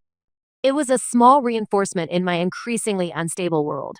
My high school graduation day arrived with mixed emotions. As I stood on stage accepting honors in mathematics and science, scanning the audience through my valedictorian cords, I spotted Marcus beaming with undisguised pride. Mom attended too, but she continuously checked her phone, undoubtedly monitoring the special enrichment program Caleb was attending instead of watching his sister graduate. Later that evening, Marcus invited me into his home office. I've been planning for this moment, he said, pulling out a folder containing MIT brochures and financial documents. Your father's alma mater. I think he'd be proud. You've earned this through your own merit, Ellie. The partial scholarship you won through the state science competition will cover a significant portion, and I've set aside funds for the remainder. You can pursue bioengineering and follow your dreams. The sky's the limit for a mind like yours. My heart was overwhelmed with pride, gratitude, and feelings of being able to carry on my dad's legacy. Before I could fully express my thanks, Mom burst in without knocking. You can't be serious about this amateur nonsense, she exclaimed, her voice sharp with disbelief. That money should be saved for Caleb's future specialized education. His unique talents will require exclusive programs. He'll need it far more than Ellie needs an engineering degree she'll probably never use. Women rarely advance in those fields anyway. Marcus's face hardened into the expression I'd grown familiar with during these confrontations, his jaw setting with the same determination he showed when defending his structural design against uninformed criticism. This is non-negotiable, Vivian. I've already made my decision. Ellie has earned this opportunity through years of dedicated work, and I won't allow her achievements to be dismissed. He placed a supportive hand on my shoulder. Some talents need to be recognized and nurtured properly. Daniel would have wanted this for her. I chose MIT without hesitation, far enough from home to breathe freely and forge my own path, yet still connected to my dad's scientific legacy. The day Marcus helped me move into my dormitory, his car packed with carefully labeled boxes of textbooks, laboratory equipment, and research journals, Mom claimed she couldn't join us because Caleb was experiencing separation anxiety about her potential absence. The irony wasn't lost on either of us. He's already downloaded 3 different tracking apps on her phone, Marcus confided as, she has to check in every hour. MIT embraced me like the intellectual home I'd always craved. For the first time in my life, I experienced the exhilarating freedom of being valued for my mind rather than compared to someone else's imaginary potential. Every time I watched doctors using medical devices to save lives, I remembered my dad's final moments and recommitted myself to developing technologies that might prevent such losses in the future. I called home weekly out of obligation, but my meaningful conversations were exclusively with Marcus. Mom was invariably monitoring Caleb's creative breakthrough or researching specialized educational approaches. Your brother's going through a difficult period, Marcus explained during one of our video calls. He's left the community college courses after just 1 semester. Now he spends most of his time with his online gaming group, Regal Command, and stays up all night. I tried to offer him an internship with my company, but your mom. Let me guess, I interrupted, recognizing the familiar pattern. She said you were being insensitive to his unique learning style? Exactly. Marcus's sigh carried the weight of years of similar conversations. Called me an educational tyrant. She insists I can't possibly understand his creative sensitivity or advanced spatial reasoning training. Meanwhile, his doctor suggests he may be mildly depressed, but Vivian won't even consider treatment options. My visits home became increasingly rare as Caleb's behavior deteriorated further. The few times I did return, he barely acknowledged my presence, secluded in his room amid expensive gaming equipment and untouched creativity development tools, his expression alternating between boredom and resentment. After graduating with honors and multiple research publications to my name, I secured a position at Meridian Medical Technologies in their R&D division, developing cardiac monitoring systems.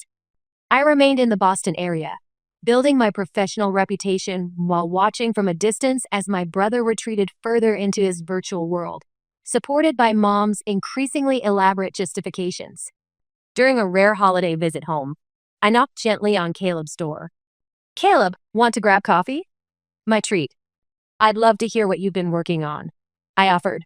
The only response was the simulated gunfire from his latest game and the rapid clicking of his controller. Mom, passing by with an armful of organic snacks specifically purchased for Caleb, merely shrugged with a resigned smile. "He's not feeling social today. He's very emotionally drained from his creative processes, you know." These gaming tournaments require intense focus and strategic thinking. The contrast between our parallel lives couldn't have been more pronounced.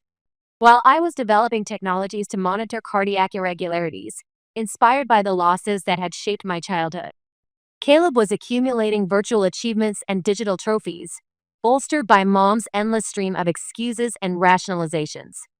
By 29, through careful financial planning and disciplined saving, I had accumulated enough for a down payment on my own condominium in a pleasant Boston suburb. It wasn't extravagant, just a one-bedroom with good natural light for my small herb garden and a second bedroom converted to a home office and laboratory, but it represented hard-earned independence. The day I received the keys, a profound sense of accomplishment washed over me. "You all should come see my place," I suggested during a weekend video call home, genuinely hoping to share this milestone. "I'm hosting a small housewarming gathering next Saturday.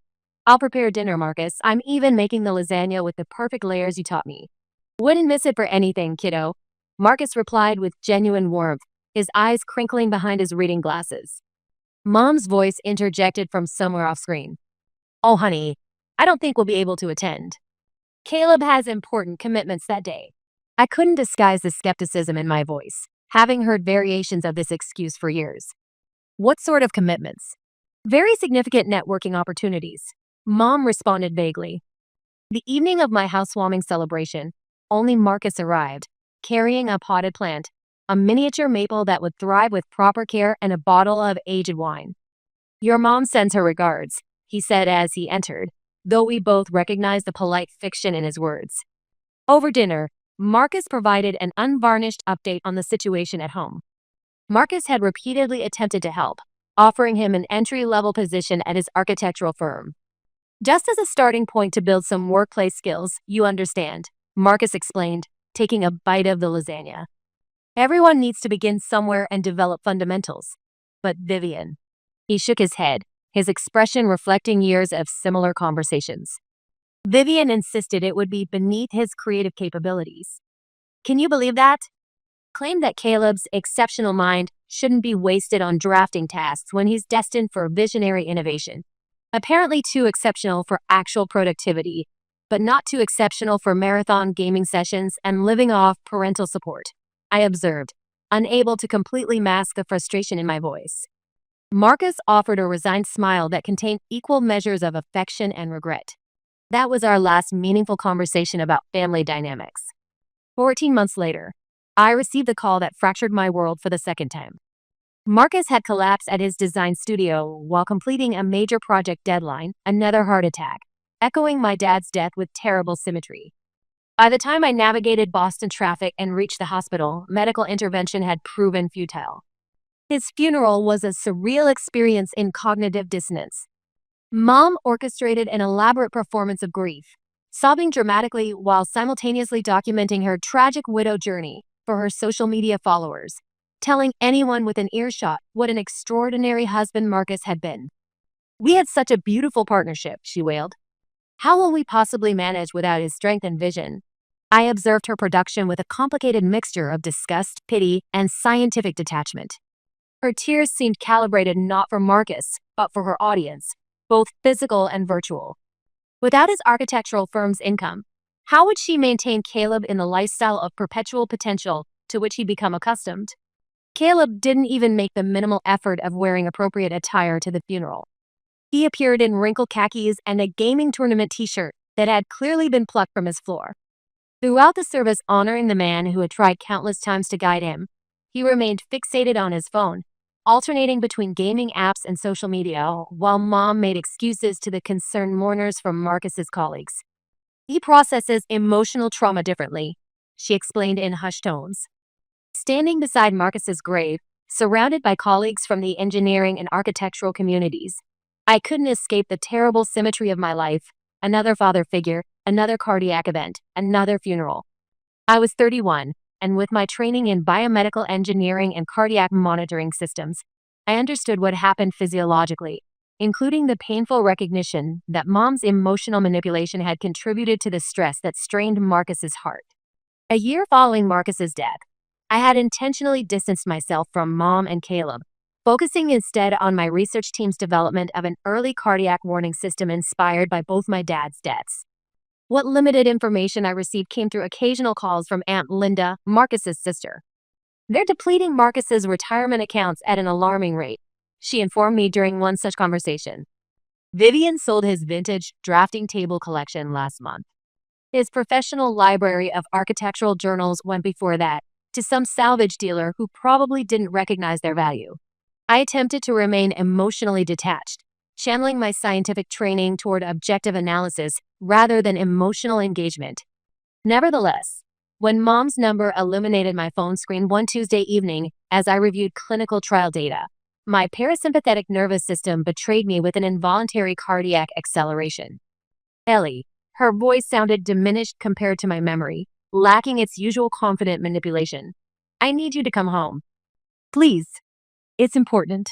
Something in her vocal frequency, a genuine distress signal I hadn't detected before, compelled me to book a flight for the following morning, despite my rational mind's objections. Upon arriving at what had once been our family home, I barely recognized the property. The meticulously designed landscape that Marcus had planned with such care, each plant selected for both aesthetic value and structural contribution to the soil integrity, had degenerated into an overgrown tangle. The architectural details he had added during thoughtful renovations were deteriorating. Paint peeled from window frames he had personally selected for optimal energy efficiency, and decorative shutters he had designed hung at precarious angles. Mom opened the door, and I had to suppress a gasp as my analytical mind automatically calculated the physiological changes in her appearance. Deep creases lined her face, and her hair, which she had previously maintained with meticulous precision, displayed pronounced gray roots beneath haphazard home coloring attempts. "Come in," she said, leading me into the living room that Marcus had redesigned to optimize natural light. The house carried the unmistakable odor of neglect, and unwashed dishes formed a precarious tower in the sink. A visible layer of dust covered every surface. "Mom, what's happening here?" I asked, settling onto the couch where a broken spring pressed uncomfortably against my thigh, another structural failure Marcus would have immediately addressed with professional precision. She crumpled almost instantly. "We're facing financial crisis, Ellie. My pension barely covers basic utilities, and Marcus's savings." Her hands twisted together in her lap, fingers compulsively interlacing and separating. "They're nearly depleted." "What about Caleb? Is he contributing to household expenses?" I inquired. Mom's expression performed a complex oscillation between embarrassment and defensive justification. "He's actively looking for the right job. This situation is not his fault. The job market doesn't accommodate creative minds like his. His last employer offered him to come in at 8 a.m., but you know Caleb's circadian rhythms are usually out of sync with society. And his last position required a lot of physical work. That would be a waste of his intellectual capacity. There is no way he could realistically choose between jobs at age 24, having completed neither education nor work experience." "You fundamentally misunderstand his situation," she interrupted. Then, with calculated precision, her tone modulated completely. "Ellie, we require your assistance. We cannot sustain ourselves without intervention. I just like asking, but with your successful research position and those patents you've developed, I recognize the approaching request with absolute clarity." Part of my logical brain urged refusal. But observing her deteriorated physiological state, the tremor in her hands, the desperate cortisol-induced dilation of her pupils, my compassion overrode my rational analysis. "What financial assistance do you require?" When she specified $2,000 monthly, I experienced momentary respiratory arrest. This represented a significant percentage of my research salary, funds I had been allocating toward developing my cardiac monitoring prototype. But I found myself nodding in agreement nevertheless. "Where is Caleb currently?" I inquired as I prepared to depart, already experiencing cognitive dissonance regarding my decision. Oh, he's attending an important interview. Mom's expression brightened perceptibly. A very promising opportunity with an innovative tech development company. Through the window, I could clearly observe Caleb's bedroom illuminated and the unmistakable blue flicker of his multiple monitors. True to my commitment, I established an automatic monthly transfer of $2,000 to Mom's account. Each time I saw that significant sum deduct from my bank, I rationalized it as a moral obligation, even though it meant postponing my cardiac monitoring device development and delaying the clinical trials that help prevent deaths like Dad's and Marcus's. How's the job search progressing? I'd inquire, attempting to initiate constructive dialogue. Mind your own scientific business. He'd snap with surprising aggression, or sometimes merely grunt and increase his headphone volume to drown out real-world interaction. During winter holidays, I couldn't tolerate seeing Marcus's thoughtfully designed living space deteriorating so severely. I redirected my research bonus toward hiring specialized contractors to restore the structural integrity he had valued so highly. When Mom suffered an ankle sprain in February, I called to assess her condition with medical concern. It's manageable, she insisted, though my trained ear detected the pain modulations in her voice frequencies. Is Caleb providing any assistance during your reduced mobility? I asked, already anticipating the response. He's completely occupied with several promising virtual interviews, she explained defensively. I arranged for a qualified home health aide that same day. The funds I'd been meticulously saving for a much-needed research retreat were immediately reallocated to cover the healthcare professional's salary for the following 3 weeks. Then came the afternoon. I entered the house to discover an unfamiliar young woman sprawled across our sofa. Her appearance suggested significant time investment. Acrylic nails extended to impractical lengths, cosmetics applied with theatrical density, an attire that seemed calibrated for maximum social media impact rather than functional purpose. She was intently focused on her smartphone, surrounded by empty nutrition-devoid food packaging and discarded beverage containers. May I ask who you are? I inquired. Caleb emerged from his room, emerging briefly from his digital isolation. This is Jasmine, he announced with uncharacteristic confidence. My fiancée. She lives here now. Jasmine didn't acknowledge my presence, continuing to scroll through her Instagram feed while audibly masticating gum. I observed with scientific detachment as she casually reached into the grocery bag containing specialized nutrient-dense foods I had specifically selected for Mom's post-injury recovery and extracted the premium imported protein cookies. Nice meet you, I murmured with subtle irony. Later that evening, I contacted Mom to gauge her perspective on this significant household development. Oh, Ellie, she sounded more animated than she had in months. Caleb is finally establishing a meaningful relationship. Jasmine has been such a positive catalyst for him. He hasn't associated with those negative peer influences in weeks. That's because she's consuming all my imported nutritional supplements at home, I thought clinically. But I maintained strategic silence. And he's discussing serious career possibilities. Mom continued with palpable excitement. Jasmine's family connection knows someone at an emerging technology venture. Caleb believes this could be his breakthrough opportunity. Mom appeared so emotionally invested in this latest iteration of perpetual hope that I chose not to introduce objective reality into the conversation. My subsequent visit commenced in the typical fashion. I balanced multiple shopping bags containing fresh produce and nutrient-dense foods as I navigated through the front entrance, only to halt abruptly at the threshold. The interior environment had degenerated into extreme disorder, unwashed dishes accumulated in precarious formations, food containers distributed across multiple surfaces, and personal attire randomly dispersed throughout the communal living space.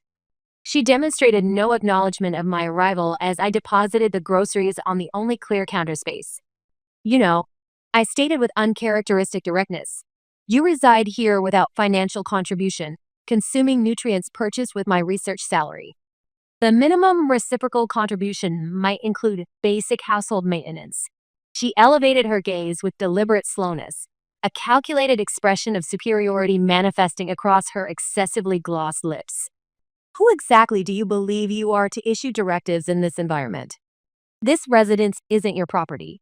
I'm assured in this household, I counted with factual precision. Your status here is fundamentally transient. That's when she emitted a laugh. Oh, sweetie, your information is fundamentally flawed. This property legally belongs to Caleb now. Your mom has transferred all ownership documentation to him. The legal paperwork has been properly executed. I located mom in the kitchen, organizing discount coupons she never utilized. Are you sure? My voice sounded distorted in my auditory perception. She initially avoided eye contact, manipulating the papers before her with nervous energy. Then her expression transformed, displaying a hardening of emotional boundaries I recognized from years of similar confrontations. Yes, she confirmed without inflection. I cannot process this logic, I articulated. I'm providing consistent financial support. I'm transferring substantial funds monthly. Caleb remains unemployed and contributes nothing to household maintenance or expenses. Don't you dare apply your cold analytical framework to your brother. Mom's voice elevated sharply. You fundamentally misunderstand his creative process. You never have comprehended his special requirements. What specifically requires understanding? That he systematically exploits without contribution. That he appears perfectly content to consume my financial resources while his partner disrespects our family home. Stop applying your scientific reductionism to everything. Mom's facial expression contorted into an unfamiliar configuration. You deserve to know the unfiltered truth. I never experienced the emotional connection with you that I feel with Caleb. His natural talents exceed your methodical intelligence in every meaningful dimension. Your presence is no longer welcome in this household. Throughout years of systematic exclusion, I had maintained the hypothesis that Mom genuinely valued me, just expressed it through different behavioral patterns. That beneath her obsession with Caleb's imaginary potential, some authentic maternal connection existed. This empirical evidence conclusively disproved my theory. I departed without further communication, Jasmine's triumphant vocalization following me down the corridor. The return journey to Boston existed outside my conscious awareness. My typically precise memory contains no record of the 4-hour drive, the process of entering my condominium, or positioning myself on my sofa. However, I recall the moment of perfect cognitive clarity that emerged as I examined my financial management application, the automated monthly transfer of $2,000 to Mom's account for the preceding year. The funds could have accelerated my cardiac monitoring systems development timeline. My index finger suspended momentarily above the display before I decisively selected Cancel Recurring Payment. During subsequent weeks, I immersed myself in laboratory research, channeling my emotional energy into the cardiac monitoring system that might prevent tragedies like those that had shaped my life. The financial resources previously directed towards supporting Caleb's stagnation now represented opportunity rather than sacrifice. I began exploring research grant applications to supplement my prototype development funding. Precisely 30 days following my final visit, Mom initiated contact. The financial transfer failed to process, she stated without preliminary social exchange or inquiry regarding my well-being. There must be a technical malfunction with the banking system. No technical error exists, I replied, noting with scientific curiosity the unusual steadiness in my vocal patterns. I intentionally terminated the recurring transfers.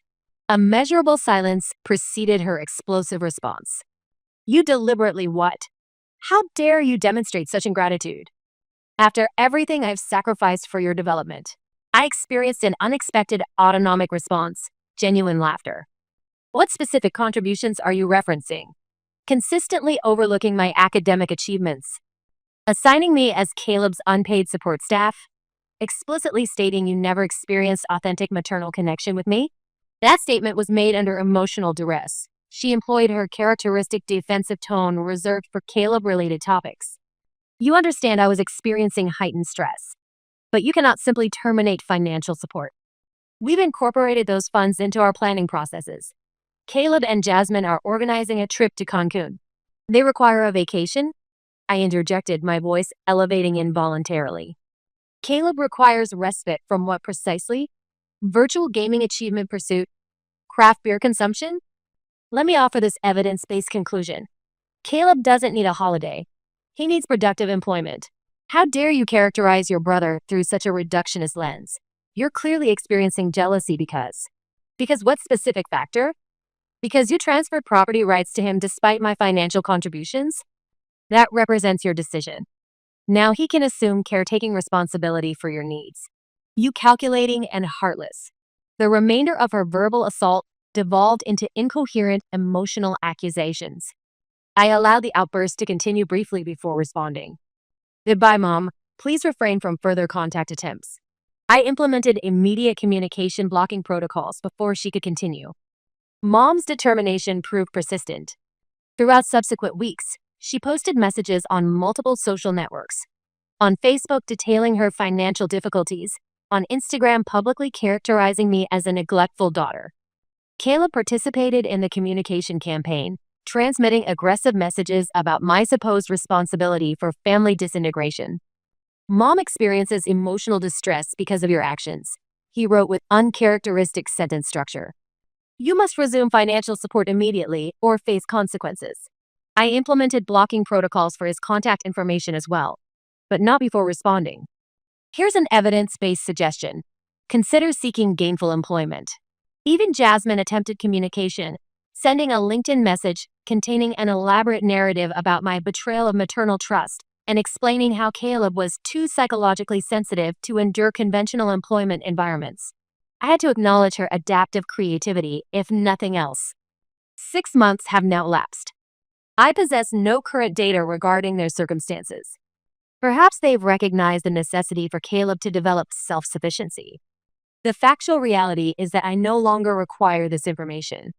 What I know with scientific certainty is that the $2,000 previously directed toward enabling dysfunction has been systematically invested in my cardiac monitoring system prototype, which recently received preliminary approval for clinical trials. I experience improved sleep quality, no longer disrupted by manipulative communications or guilt-inducing interactions. I know with absolute certainty that Marcus would express pride in my establishment of appropriate boundaries, as would my father Daniel, whose scientific legacy I continue.